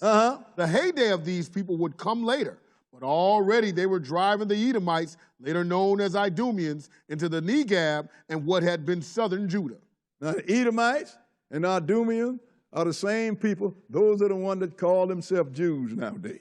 So you know who we're reading about. So the Arabs that drove them into the Negab. Go ahead and read, which is southern Judea. Go ahead.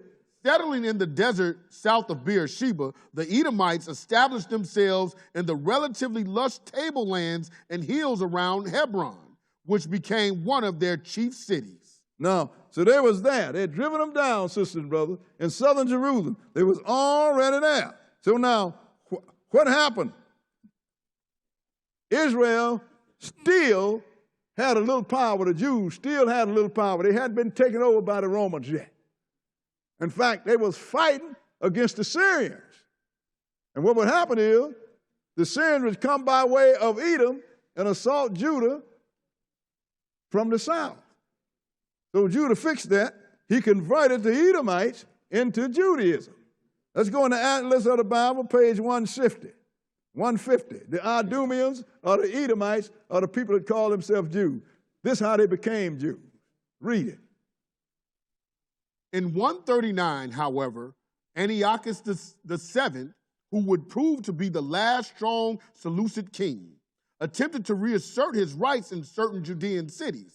The aged Simon dispatched his sons, Judas and John Hyrcanus, to meet the threat, and their army defeated the Syrians at Kidron. So now, still has some powerful Jews in Jerusalem, so they defeated the Syrians at Hebron. Go ahead and read. By 125, Hyrcanus had annexed part of Samaria and all of Idumea. The conquest of Idumea meant that the easy southern approaches to the hill country of Judea, which the Seleucids had used repeatedly, were secure. So they conquered and it was secure. Go ahead and read. The people in these territories were forced to accept Judaism as a means of ensuring their loyalty. See, that's why you have to have this thing, this, what do they call it? Conversion. Because they was converted from Idumeans into, it was a religion, to Judaism. Go ahead and read. Among the converted were the ancestors of the future king of Judea, Herod the Great. Oh, so Herod was an Edomite. Let's see. What else history got to say about it? Let's go into Great People of the Bible, page 314. 314. And read it. Rome needed a shrewd and capable agent in Palestine. And in Herod the Great, they felt they had found such a man. Young, ambitious, and brutal when necessary. Herod was not a true Jew, but an Idumean. Wait a minute. Herod was not a true Jew, but an Idumean. Go ahead and read. Whose forefathers had been forced to convert to Judaism a century before. Oh, so these people that call themselves Jews was Idumean, Edomites, children of Esau. They was converted to Judaism. So the Romans say, hey, they Gentile. Well, they got a guy that say he's a Jew. Well, I'm going to set him as king over the Jews. They figured that would make it easy. What can't finish that? During his long reign, which lasted until his death in 4 BC, Herod kept an uneasy peace by dealing ruthlessly with suspected rivals and troublemakers. He systematically killed off all living claimants to the Hasmonean kingship. I mean, he killed them all, but we had a little more to read, didn't we? Yes. Keep reading it. Including his young brother-in-law, the high priest Aristobulus. Now, he married Israelite woman, but he killed her brother because he was in the priesthood. Go ahead and read. He even ordered the execution of his wife, Mariamne, and her mother because he believed they were plotting against him. Shortly after his death, he had 3 of his own sons killed because of rumors that they had designs on his throne. It is shortly before his death. Go ahead. Yes, shortly before his death. It is easy to imagine such a man ordering the massacre of all male infants in Bethlehem for no better reason than a vague rumor that one had been born king of the Jews. That's the guy that tried to kill Jesus. But his reason to kill Jesus was that anybody that laid claim to the Hasmonean throne, which was the throne of Judah, he killed him because the Romans had made him king over Judea. So when Jesus was born, they said there's going to be one born as king of the Jews. He went back into his same old M.O. I'm going to find him and I'm going to kill him. But what was Herod? He was a converted Jew, sisters and brothers. Show me a picture of Herod up there right quick. Let's see if he looked like any of us. That's what Herod looked like. He was an Idumean, an Edomite. He was converted. His ancestor was converted to Judaism, and he'd been called a Jew ever since. And the Romans put him out as a Jew ever since. So now, what happened to the Idumeans or the Edomites? Well, look like we should steal. We don't hear nobody. You hear anybody ever talking about the Edomites or the Idumean anywhere? You don't hear that. Why? We're going to see what happened. Let's go into Encyclopedia, World Scope Encyclopedia, Volume 4. And we're going to look under Idumea or Edom, Volume 4. Put it up there and read it. Edom, meaning red, the name given to Esau on account of the red pottage secured by him from his brother Jacob. The name was also given to the country settled by Esau, having been previously known as Mount Seir. Later, the Edomites ravaged the southern borders of Palestine and were denounced with considerable vehemence by some of the prophets of Israel. After the destruction of Jerusalem in 70 AD, the name of Edom or Idumea disappeared from geography. How do you hide a whole people? A whole land? How do you do that, sisters and brothers? And why not in 30 AD? Why not in 80 AD? But they disappeared in 70 AD when Titus took all of Jerusalem out. Remember, they caught the ones that was escaping, they caught them and delivered them up to the Romans. So how do you hide a whole people? Simple. Change their name. They became somebody else. But the Lord knew about that, so he had it written about it. Let's go into Revelation, the 2nd chapter. Did we finish that? Huh? Oh, yeah, before we go, let me show you. Let's put the maps up there. See, you get Idumea before 7 AD. That's after, you know, and you got Edom. This is the ancient land of Edom. So what happened was they were driven up into southern Jerusalem and named it Idumea. And they just pushed Judea up a little higher. But after 70 AD, they didn't go no place. They just changed the name back from Idumea and made it Judah again. Didn't go nowhere. They changed the name from Idumea, that's said from geography, and they took on the name of Judea. Therefore, they was called Jews. In 70 AD, they changed the name because there was nobody left among Judah that a person could look at and say, hey, this Jew is black, because they was all gone. So they changed the name, and now let's look see what it is. Let's go to Revelation, the 2nd chapter. Revelation chapter 2. Hadn't been written in the book, we never would have known it. But the Lord had everything covered because he knew some guy like me was going to be standing in front of some people like y'all telling it. And he gave me something to tell. So y'all would have something to hear. Revelation 2, the 2nd chapter, we're going to read one verse, verse 9. Read it. I know thy works in tribulation and poverty. Now he's talking about Israel, us. You know, how can you be impoverished and rich too?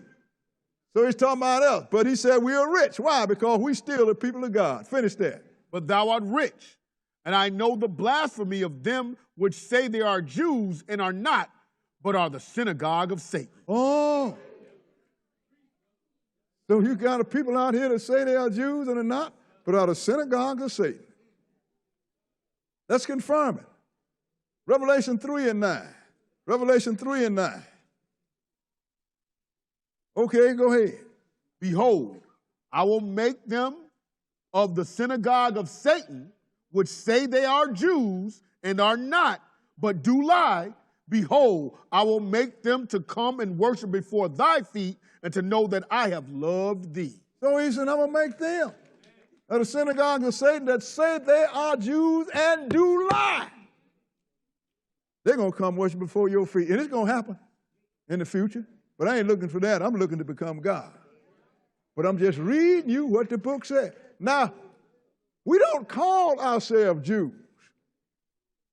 Because I might be out of the tribe of Judah, Benjamin, and Levi. Because those are the 3 tribes that was taken out by Nebuchadnezzar. And we've been together all the other time.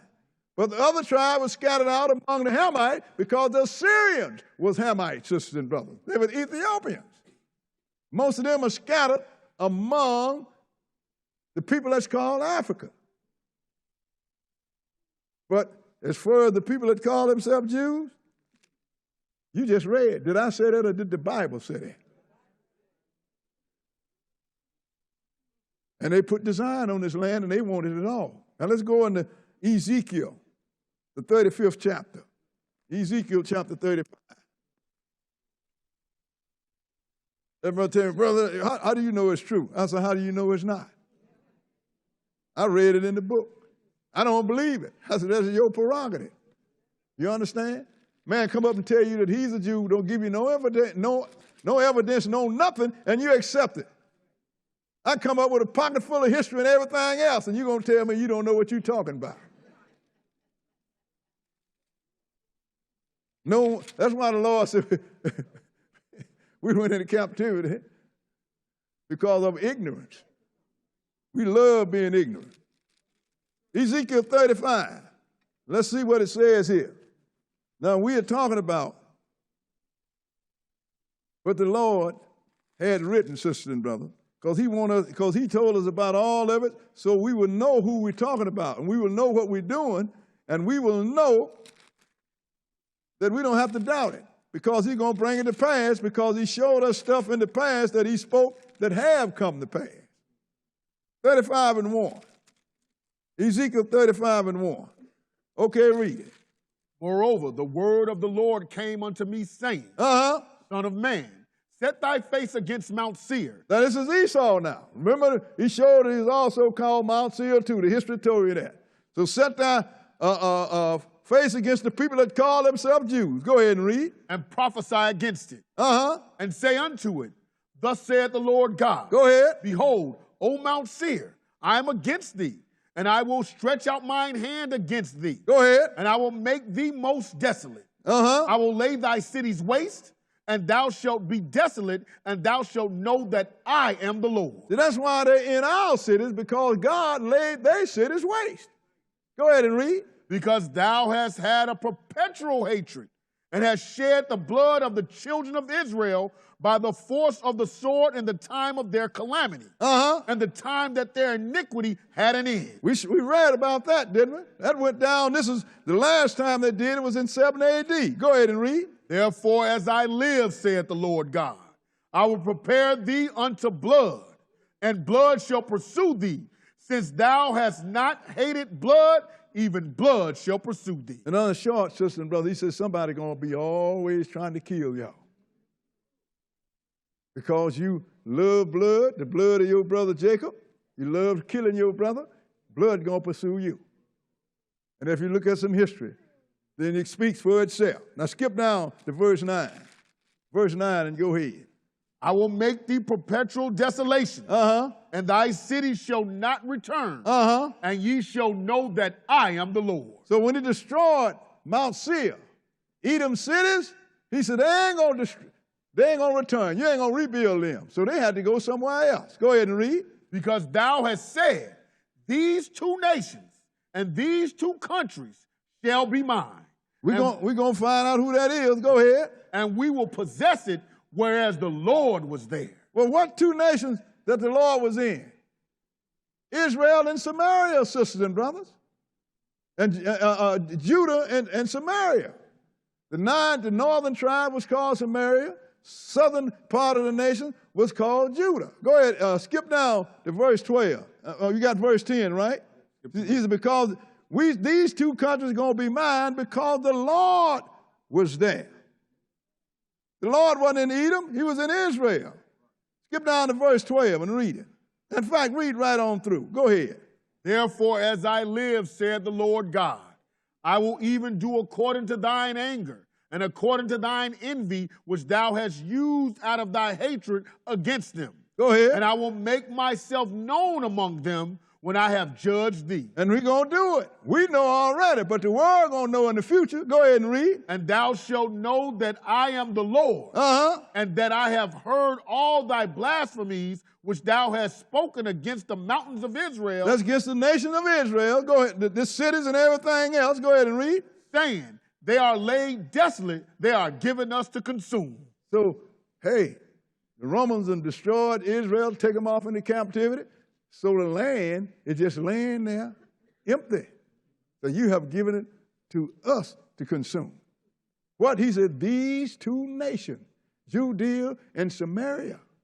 And sisters and brothers, it happened, they took southern Jerusalem in the days of the Romans, just prior to Romans. But then they didn't get the northern part until the 67 war.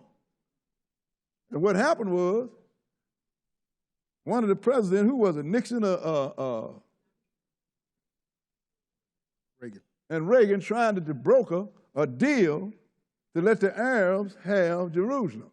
But let's go back and look. We're going to read a clipping because the prime minister at that time was Menachem Begin. Let me see what Menachem Begin said about these two cities. That prophet said that the Lord, that only the Lord was there. I want you to read that. West Bank is Israel's forever, vows Begin. Israeli Prime Minister Menachem Begin vehemently rejected President Reagan's Middle East Peace Initiative Wednesday and declared that the occupied West Bank will be for Jewish people for all generations. Ain't that something? Go ahead. The world will witness whose dedication will win, Begin said. If someone tried to take Judea and Samaria, the West Bank, from us, we will tell him, Judah and Samaria for the Jewish people for all generations. And the prophet, the Lord just told you that, didn't he? He said, I heard your blasphemy. Well, you're saying these two countries. And these two nations going to be ours. What? Judah and Samaria. And that's what the big fight's going on over there now, sisters and brothers. Because they're trying to fulfill the mouth of somebody else. But we sitting on the sideline, sisters and brothers, and we even taking sides. I never forget this Warner Sanders, which was years ago, he was a news commentator. He had an Arab and an Edomite, which is called a Jew, sitting there, and he is trying to broker a deal between them to live in peace in Jerusalem. I said, it's like somebody throwing me out of my house. And they fighting over my house, and I'm going to come and lean in the window and say, wait a minute now, I'm going to show you how you can live in peace in my house. Because of ignorance, we're in captivity. So now, we're on the sideline, and we don't even know it. Let's go into Isaiah, the first chapter. Isaiah chapter 1. That's why Jesus said your life, your house is left to you desolate, because you wouldn't allow him to gather us. Isaiah chapter 1. We're going to start reading at verse 2. Isaiah chapter 1 and verse 2. Because let you know, Lord, let you know, this people I have don't have the sense of an ass or a turtle dove. That means donkey, sisters and brothers. Okay? You know, little old bitty mule? I'm not talking about what you're sitting on.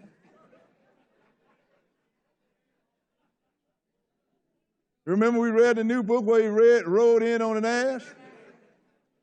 A little donkey, a little mule. Isaiah 1, and let's start reading at verse 2. I see I have to be careful what I said on it. 1 and 2, okay, verse 2, go ahead and read. Hear, O heavens, and give ear, O earth, for the Lord hath spoken. I have nourished and brought up children, and they have rebelled against me. That's what we've been reading about, isn't it? Go ahead and read. The ox knoweth his owner, and the ass his master's crib. See, so I wasn't using nothing provocative. A little mule, his master's crib. Go ahead and read. But Israel doth not know. My people does not consider. We don't even know where we belong. We haven't even thought about it. Where you from? Oh, I be from Mississippi.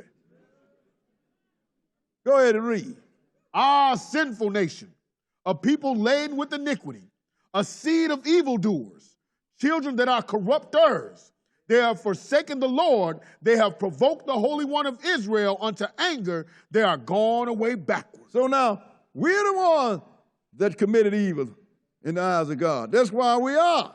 So now, you have provoked the Lord, said we have gone away backwards. Skip down to verse 7 and look at it. What did he say here? Go ahead and read. Your country is desolate. Your country is destroyed. Your cities are burned with fire. They burn your city with fire. Go ahead and read. Your land, strangers devour it in your presence. And it is desolate as overthrown by strangers. So now what are you doing? You see strangers in your land fighting and killing one another. And you don't know it. You taking sides. I was asking brother, whose side are you on? I'm on my own side. You got to be with against somebody. I'm with me. I'm against nobody. Ain't got nothing to do with that. That's the hand of the Lord. I'm concerned about what has happened to us as a people. Strangers divide our land and our presence. We're looking at it and we don't even know it. Let's go and show you what we have become. Let's go into Joel, the 3rd chapter. Joel chapter 3.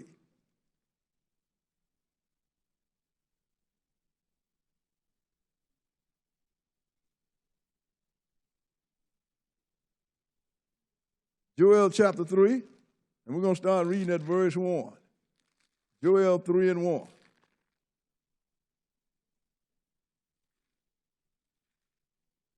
Okay, read it.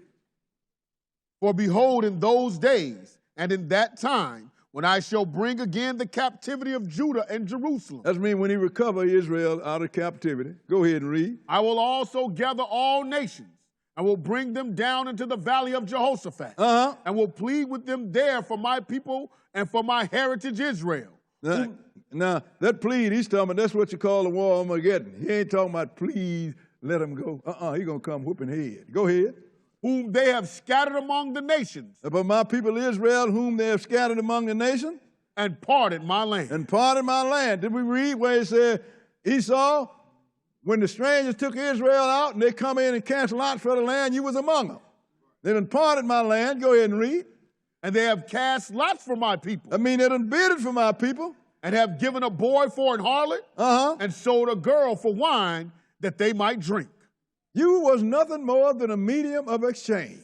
Go ahead and read. Yeah, and what have ye to do with me, O Tyre and Zidon, and all the coasts of Palestine? Will you render me a recompense? Go ahead. And if you recompense me, swiftly and speedily will I return your recompense upon your own head. So ask him, what are you going to repay me with? All of the Middle East. That's what he was talking about. If you try to repay me, I'm going to turn it up on your head. You got something coming. Go ahead and read. Because ye have taken my silver and my gold, and have carried into your temples my goodly pleasant things. Go ahead. The children also of Judah and the children of Jerusalem have ye sold unto the Grecians. Go ahead. That ye might remove them far from their border. Sisters and brothers, you're a long ways from Jerusalem, from Israel. Who sold you here? Everybody got involved in it. Now, the Lord going to give you the time when he took down Israel, because God defines sometimes people as trees. So let's go into Zechariah the 11th chapter. Zechariah chapter 11. And we're going to start reading at verse 1. Zechariah 11 and 1. Zechariah 11 and 1. Okay, go ahead. Open thy doors, O Lebanon. That's Jerusalem over there it's talking about. Go ahead and read. That the fire may devour thy cedars. Howl, fir tree, for the cedar is fallen. Go ahead. Because the mighty are spoiled. Howl, O ye oaks of Bashan, for the forest of the vintage is come down. So now, we used to be mighty. Said, look, but we done been brought down. Go ahead and read. There is a voice of the howling of the shepherds, for their glory is spoiled. A voice of the roaring of young lions, for the pride of Jordan is spoiled. That's what we were. Israel was the pride of Jordan. Go ahead and read. Thus said the Lord my God, feed the flock of the slaughter, whose possessors slay them. Go ahead. And hold themselves not guilty. And they that sell them say, blessed be the Lord, for I am rich, and their own shepherds pity them not. Now look what we call now the flock of the slaughter. When they had in child slavery, they cannot buy. They beat you to death, they boil you in water, they do anything. Nobody come to your aid. They could kill you just like they could go outside and shoot a dog. In fact, they get in more trouble for shooting a dog than it was for you. So your possessors slay us and don't feel guilty, and they that sell us thank God that they are rich, and our own shepherds, which are preachers, won't pity us. How? Because they won't tell us the truth. Go ahead and read. For I will no more pity the inhabitants of the land, saith the Lord. But lo, I will deliver the men every one into his neighbor's hand. Go ahead. And into the hand of his king. And they shall smite the land, and out of their hand I will not deliver them. So I'm going to deliver you in the hand of everybody else, and I'm not going to rescue you. Go ahead and read. And I will feed the flock of slaughter, even you, O poor of the flock. And I took unto me 2 staves. The one I called beauty, and the other I called band. He said, so I'm going to feed you the poor of the flock. Go ahead and read. And I fed the flock. 3 shepherds also I cut off in 1 month. And my soul loathed them, and their soul also abhorred me. Those were the last 3 kings we had. All of them together didn't last for 30 years. That was Jehoiakim, Jehoiachin, and Zedekiah. All 3 of them sinned against God. They hated God, and he abhorred them. So he cut them off in less than a month of years. Go ahead and read. Then said I will not feed you. That dieth, let it die. And that is to be cut off, let it be cut off. Go ahead. And let the rest eat every one the flesh of another. In other words, whoever gonna get cut off, gonna get cut off. Who gonna die, gonna die. Whoever kill you ain't gonna do nothing, because you are the flock of the slaughter. Let's read this clip on the Philosophers here. Show you. Now these are Edomites. These are Philosophers among the Ethiopian sisters and brothers. Black folks. Read that. Beta Israel. They call themselves the house of Israel. They are better known as the Philosophers, which means strangers. They are the black Jews of Ethiopia. Fervent Zionists, many believe, make up the oldest continual Jewish community in existence. Now, the oldest Jewish community in existence, the Philosophers over there, they call them black Jews, but all Jews are black. But go ahead, keep reading. But they may soon be gone unless help comes quickly. That's how the Ethiopian was exterminating them. Go ahead. Babies were bludgeoned to death. Children's feet were hacked off. Men were killed or castrated. Women were raped and mutilated. Old people were left tied to thorny bushes. their slashed skin cracking and drying in the sun, reported American journalist Louis Rappaport in his book, The Lost Jews, Last of the Ethiopian Falashas. Zionist Ethiopians were characterized as the arch enemy. And this is among black folks.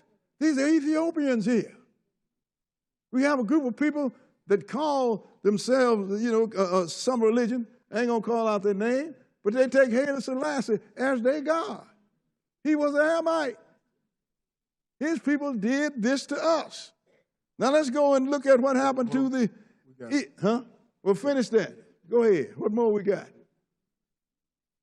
In 1981, schools supported by the Jewish Organization for Rehabilitation and Training were shut down, and falashas have been thrown into prison and sold into slavery, a continual practice in the Horn of Africa. Still going on in the area, sister and brother.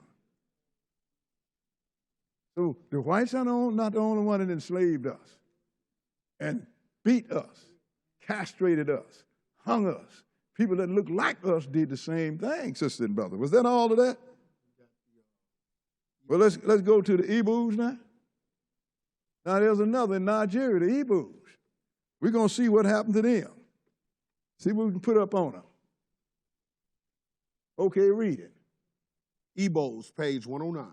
As time went on, further proofs were adduced by the Igbo for their Jewish origin. And the Holocaust of the Biafra genocide provided even firmer ground for establishing commonalities with Jews. Now they had a war that's called the Biafran War. They tried to exterminate all the Igbos, which is Israelite, or the tribe of Gad. Go ahead. During the Biafra War, the Igbo people, as they see it, stood alone against the rest of the Nigerian Federation. As victims of discrimination and genocide, encircled by enemies on all sides. Many Igbo are convinced that they are descendants from specific tribes of the lost tribes of Israel. The Biafran War. Igbos were substantially victimized in the Atlantic slave trade. In the year 1790, it was reported that of 20,000 people sold each year from Bonny, 16,000 were Igbo. 1 million Igbos killed. These are people that look like us. Some of us are some of us are the children of the Igbos. You understand what I'm saying? But who did this to us? The Nigerians, Hamites, which are called Africans. But then they ain't the only one. We had some more people over there. Who were they? We had the Tutsis. You heard about we heard about the Tutsis, what do they call them? The Hutu was trying to exterminate all the Tutsis. Who do you think that was? Let's go read about it. Go ahead. Tutsis outside Africa today have an organization called Havila, which promotes the idea of Israelite supremacy in the Great Lakes area. The American-based organization interested in lost Jewish communities. Watutsi, or Tutsi, of Rwanda and Burundi have told me the following. Their ancestors were disaffected royal family members from the remnants of the house of Israel living in Ethiopia. The Israelite Tutsis have appealed to Israel and Israel into the international community in general and have asked them to condemn and take action against all anti-Israelite violence throughout Africa. You see, and that's what it was. I mean, the Hamites had a full court press on us. They knew who we was, even though we looked the same. They had to appeal to the Edomites and to and the rest of the Gentiles that, hey, will you please stop these people from killing us? Go ahead.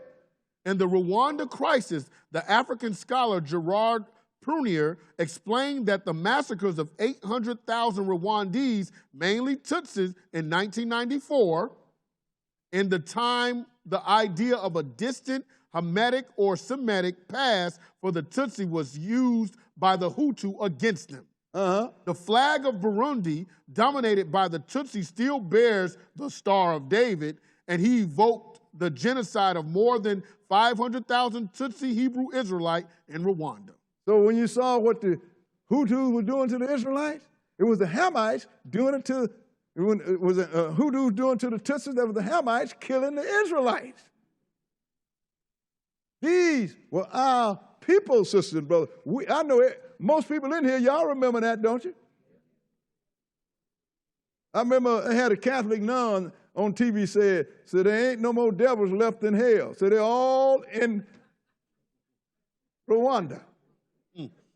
That's how they kill us, sisters and brothers. That's all of that. Isn't that correct? Now, the Lord said all this was going to happen. He called us the flock of the slaughter. Everybody been killing us, no matter what color. It ain't got nothing to do with what color it is, or the people that's killing us it is the curse. So you go, my brother. You Hamite? Yeah, my brother, cut your throat. You go to the Gentile, my brother. All right, thing done changed. He cut your throat. God said it was going to happen to you. Now let's go into Isaiah, the 42nd chapter. Because he's letting you know where we are. Isaiah chapter 42. Isaiah chapter 42, and we're going to start reading at verse 18. Isaiah chapter 42, and we're going to start reading at verse 18. The Lord laid all this out so we will know in the future. People in our time will know who Israel is by what happened to us, and we will know why it happened to us. Maybe we get some sense and don't do the same things that our forefathers did, and we might survive this thing.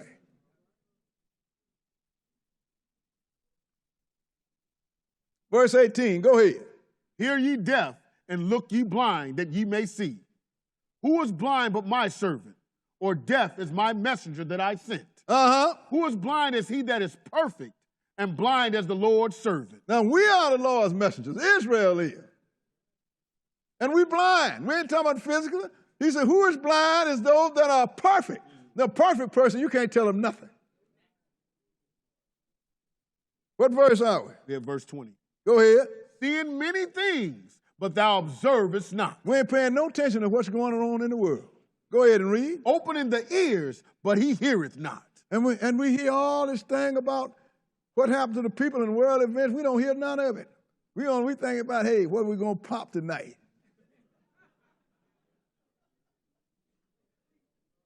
Skip down to verse 22. Verse 22 and go ahead. But this is a people robbed and spoiled. They are all of them snared and hold. Go ahead. And they are hid in prison houses. They are for prey, and none delivereth. See, this is a people robbed and spoiled. We hid away in prison houses. Go to any nation. See, but we are the minority, a minority on the outside, but when you go to prison house, we are the majority. We hid away in prison houses, sisters and brothers. Go ahead and read. They are for prey, and none delivereth. For a spoil, and none saith, restore. People take you and cheat you out of your property, out of your material, your labor, and you're going to try to go somewhere and get some help. Don't nobody care. They say you are hid away in prison houses. That's not just here in the United States. Let's go and show you the people that call themselves Jews. Let's see how many of them is locked up. Put that up on the board. We're just going to see the people that call themselves Jews. We're going to see how many that are locked up behind bars. Okay, read it. Teachers take their lessons behind bars for Jewish prisoners. Those are the ones that call themselves Jewish. Go ahead. 450 facilities in 45 states from Greenhaven Correctional Facility and Storm, New York, which many believe has the greatest population of Jewish inmates, to the Patuxent Institution in Jessup, Maryland, which has only one. Go ahead and read. I didn't write this. Go ahead. There are an estimated 4,000 to 5,000 Jewish men, women incarcerated in the United States, a minuscule proportion of the nation's 2.2 million prisoners. 4,000 to 5,000. We got more of that in county jail by itself. What else we got on it? Put it up there. Go ahead and read it. According to the U.S. Bureau of Justice Statistics, in 2018, black males accounted for 34% of the total male prison population. 34%. Go ahead. The imprisonment rate for black females, 88 per 100,000 black female residents, was 1.8 times as high for white females. 49 per 100,000 white female residents. While the imprisonment rate for black males, 2,272 per 100,000 black male residents, was 5.8 times as high for white males, which are only 392 per 100,000 white male residents. Out of all the ethnic groups, African Americans, Puerto Rican Americans, and Native Americans have some of the highest rates of incarceration, though of these groups, the black population is the largest, and therefore make up a large portion of those incarcerated in U.S. prisons and jails. So you're going to be hid away in prison houses. But what about Jerusalem? Let's see what happened. You got the philosophers, that big hoopla some years back, how they going to call Operation Moses, take the Ethiopian Jews out of Ethiopia because the Ethiopian was trying to kill them. Now what's happening to them in Jerusalem? Let's see what's happening. Read it. Locking Israel's Ethiopian problem away behind bars.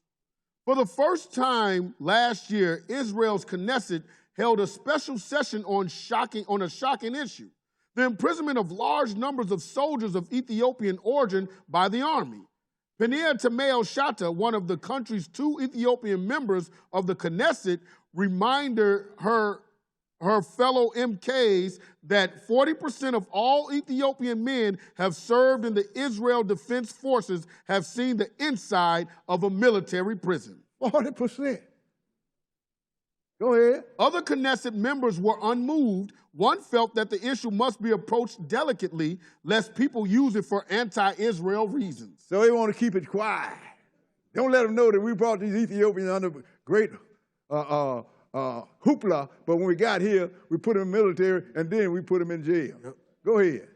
Today, the IDF's prisons are still full of Ethiopian Jews, incarcerated at a rate 760% higher than their proportion in society.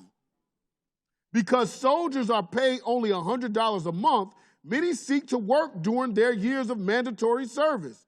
These family and financial constraints weigh on them, and the Army justice system is quick to dispatch them to the brig for what amount to offenses related to their socioeconomic background. So now, where we are, we're the majority in jail.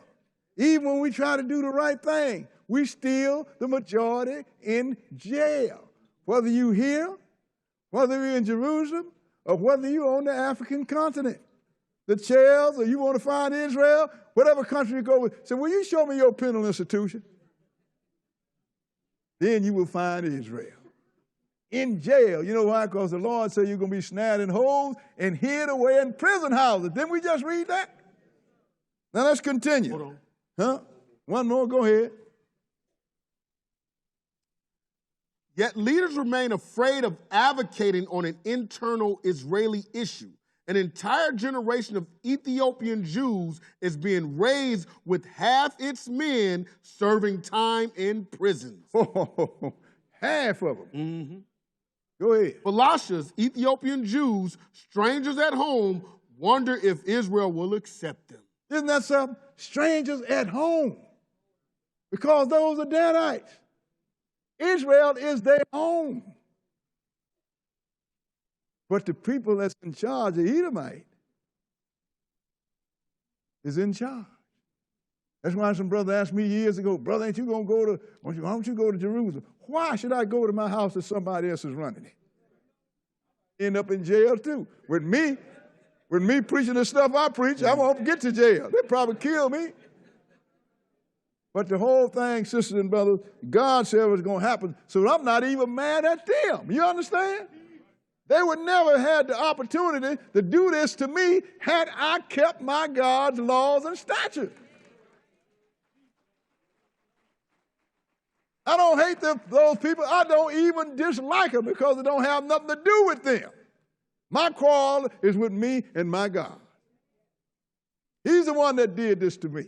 And whatever he do is justified, sisters and brothers. Now let's go back to Isaiah 42 and read verse 24.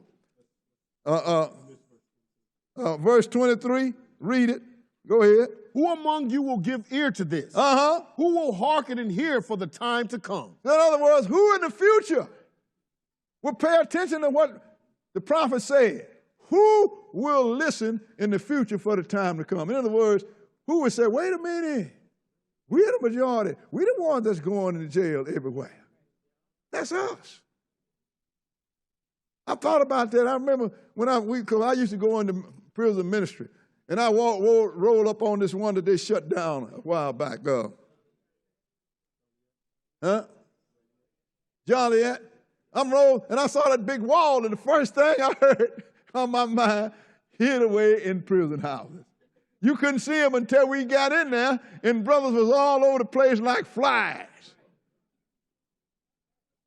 Go ahead and read. Who gave Jacob for a spoil? Pay attention to this now. Who gave Jacob for a spoil? Go ahead. And Israel to the robber? Go ahead. Did not the Lord, he against whom we have sinned?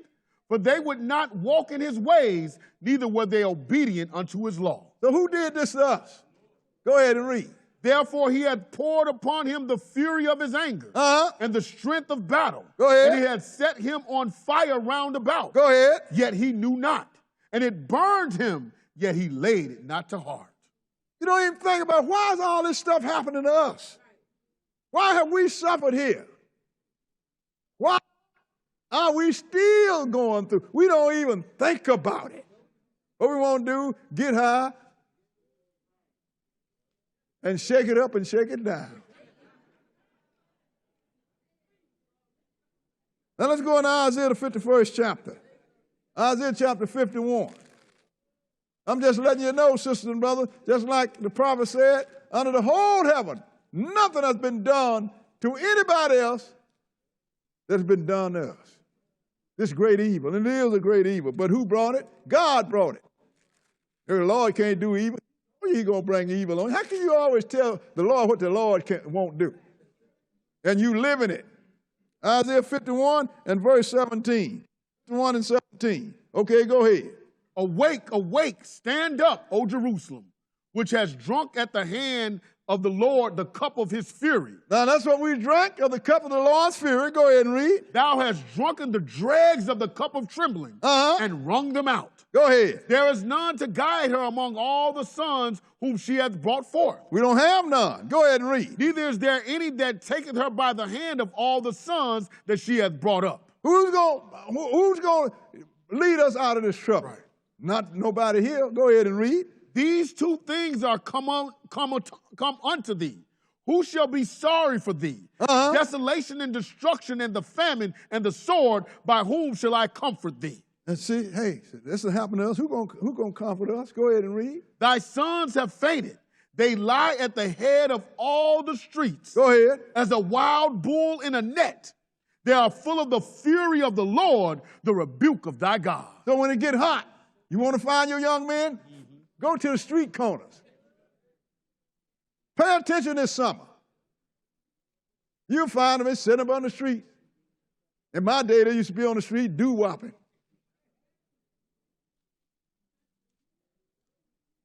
But that's where you're going to find them. Now let's go into Deuteronomy, the 30th chapter, because the Lord let us know that after this, he's going to come and he's going to turn this thing around. Deuteronomy, the 30th chapter. I'm just letting you know. Because if you're going to do black history, let's do us some black history. Martin Luther King did well. I appreciate what he did. Because of him, I was able to carry a career in a job that I never would have got had it not been for him. But it's still a job in captivity. It's all that simple. I didn't give the orders. I took orders. As if I wanted to eat. Deuteronomy 30. So the Lord give me, that's one thing I like about this God. He give you hope. He tell you what I'm going to do to you. But then he tell you, it's not going to be forever. I'm going to pull you up out of it. All I say is keep your house in order so you can enjoy good and take advantage of it when good comes. This is what the Lord promised you. 30:1. Deuteronomy 30:1. Go ahead and read. And it shall come to pass, when all these things are come upon thee, the blessing and the curse, Go ahead. which I have set before thee, Uh-huh. and thou shalt call them to mind among all the nations, whither the Lord thy God hath driven thee. That lets you know that the Lord knew what you were going to That's do, and he's going to drive you among the nations. Go ahead and read. And shalt return unto the Lord thy God, and shalt obey his voice according to all that I command thee this day. Ain't going to have no new. Nothing is all the same old doctrine, the same laws and statutes, and obey the law that I gave you this day. Go ahead. Thou and thy children with all thine heart and with all thy soul. Go ahead. That then the Lord thy God will turn thy captivity. You're going to reverse your captivity. Go ahead. And have compassion upon thee. Uh-huh. And will return and gather thee. And send you another Savior. And gather thee. And return and gather you. That's what the brothers did wrong in 60s when they went to the Mona. Mm-hmm. They're going to go back and set up a community in the land. Look at them now. Edom is driving them out, trying to get rid of them. And all they did was suffer. Because what? They didn't read the book. The Lord said, I will return and gather thee. He will. Go ahead. From all the nations whither the Lord thy God had scattered thee. He's not going to leave you in one place. Go ahead and read. If any of thine be driven out unto the outmost parts of heaven. See, where's the outmost parts of heaven? That don't mean somebody's in heaven, sister and brother. It is 3 heavens. You can find that in 2 Corinthians, what's it, the 12th chapter? 3 heavens. One is the earth. The next one is where the birds fly and the moon and stars are. And the third one is on the other side of a great body of water where Jesus, the Father Jesus and the angels dwell. Talking about here, if he have driven you to the outmost or most remote part of the earth, from then will he gather you. Go ahead and read. From thence will the Lord thy God gather thee, and from thence will he fetch thee. Go ahead. And the Lord thy God will bring thee into the land which thy fathers possessed, and thou shalt possess it, and he will do thee good and multiply thee above thy fathers. So he's going to bring us back. He's going to clean the land up over there. That's your house. He's going to take you back to it. Jesus told you this, the same thing. Well, that was Jesus that told you that this time, but we're going to look at him tell you that as Jesus this time. Let's go into Matthew, the 24th chapter. Matthew chapter 24. Because I tell people, believe it if you want, it don't matter to me. Well, brother, you lying. Big deal. We're going to see. Like a brother told me one time, you know, you're in Washington Park, you're talking about going to liquefy, brother, and all that kind of stuff. What if there ain't no resurrection? I said, what if it is? Who's going to be in the big trouble? You understand what I'm saying? So if it ain't no resurrection, so I died, and I won't come back again. I ain't lost nothing. I don't have no conscience. But what if I come back again, and I ain't been right, and I'm going eyeball to eyeball with that lake of fire? I'm rolling with it. Matthew 24, and we're going to start at verse 27, because the Lord said he will return and gather you, didn't he? Here is return. Verse 27. Go ahead and read. For as the lightning cometh out of the east, and shineth even unto the west, so shall also the coming of the Son of Man be. Because he's coming from heaven, sister and brother. The reason he tell you this, because a man going to show up in a temple that's going to be built in Jerusalem by the Edomites, and then everybody going to say Christ is back. He said, don't believe it. I'm going to come from heaven. Everybody going to see me. Skip down to verse 29 and go ahead. Immediately after the tribulation of those days shall the sun be darkened, and the moon shall not give her light. Go ahead. And the stars shall fall from heaven, and the powers of the heaven shall be shaken. And then shall appear the sign of the Son of Man in heaven. And then shall all the tribes of the earth mourn, and they shall see the Son of Man coming in the clouds of heaven with power and great glory. See, before Jesus comes, sisters and brothers, the sun going to turn black, the moon going to turn red, and the stars going to fall. And the heaven going to roll back like a scroll. And then he going to come. And the whole earth is going to mourn because he's going to bring some big pain on this earth. Go ahead and read. And he shall send his angels with a great sound of a trumpet. That's when he come back. And he shall send his angel with the great sound of a trumpet. Go ahead and read. And they shall gather together his elect from the four winds, from one end of heaven to the other. Ain't that what he said in Deuteronomy? When he come, he going to gather Israel from every nation, from one end of this earth to the other, sister and brother. That's when he come. And Israel and the people are not going to be gathered nowhere until Jesus comes. You make the mistake they made in the 60s, then you get to suffer right now. Now let's go into Zechariah, the 2nd chapter. We got one more place after this. Zechariah chapter 2.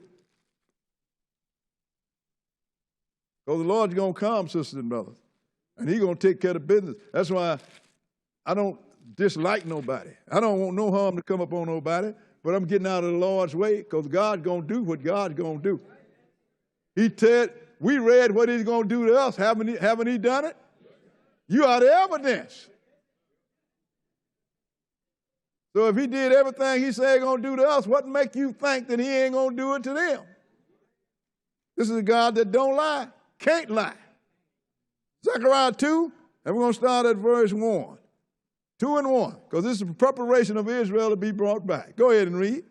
I lifted up mine eyes again and looked, and behold, a man with a measuring line in his hand. Go ahead. Then said I, whither goest thou? He said unto me, to measure Jerusalem, to see what is the breadth thereof, and what is the length thereof. Go ahead. And behold, the angel that talked with me went forth, and another angel went out to meet him. So what you doing, my angel? I'm measuring Jerusalem.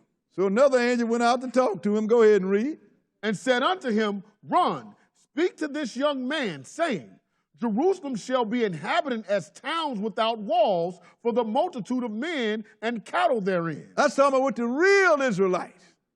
Go ahead and read. For I, saith the Lord, will be unto her a wall of fire round about, and will be the glory in the midst of her. So now he's gonna be the wall around about us when we go back, and he's gonna be the glory in the midst of us.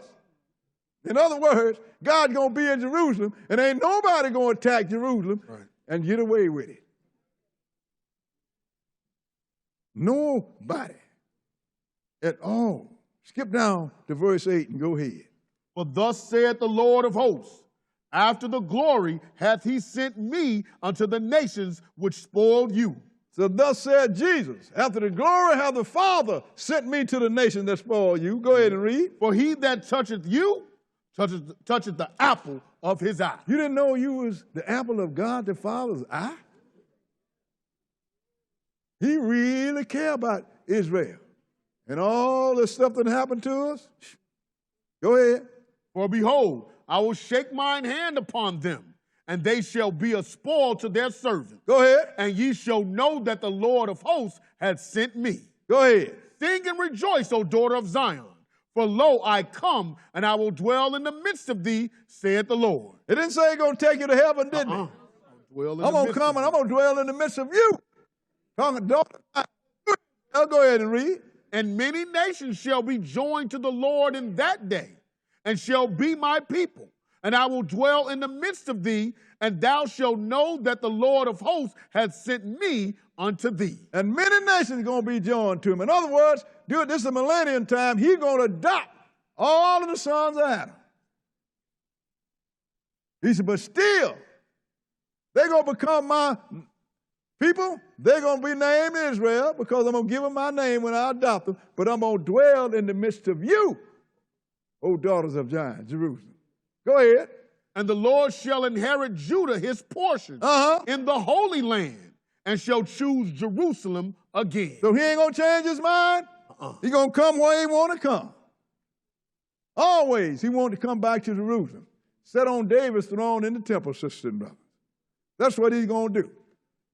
Once he recovers us, he's going to be in the middle of us. Let's go to last place. Isaiah 11th chapter. Isaiah chapter 11. Because this is going to happen, sisters and brothers. And I'm looking at prophecy right now, and I don't think it's too far off. Some might think I'm crazy for doing it, but I've been praying to the Lord to let me finish this thing. So I've been around a long time. I've been preaching this gospel a long time, and you built this big church around me. I pray all the time, Lord, let me finish it.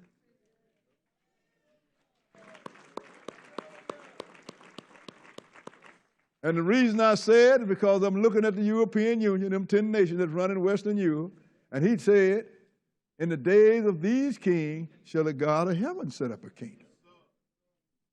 And he spoke of 10 toes, and he said that a stone cut out without hand is going to smite that image on the feet. And that stone going to grow and fill the entire earth. That stone is Jesus, sisters and brothers. That image of 10 toes. I'm looking at them.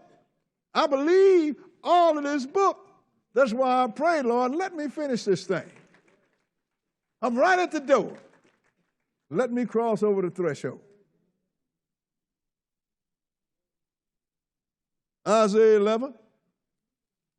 And we're going to start reading at verse 1.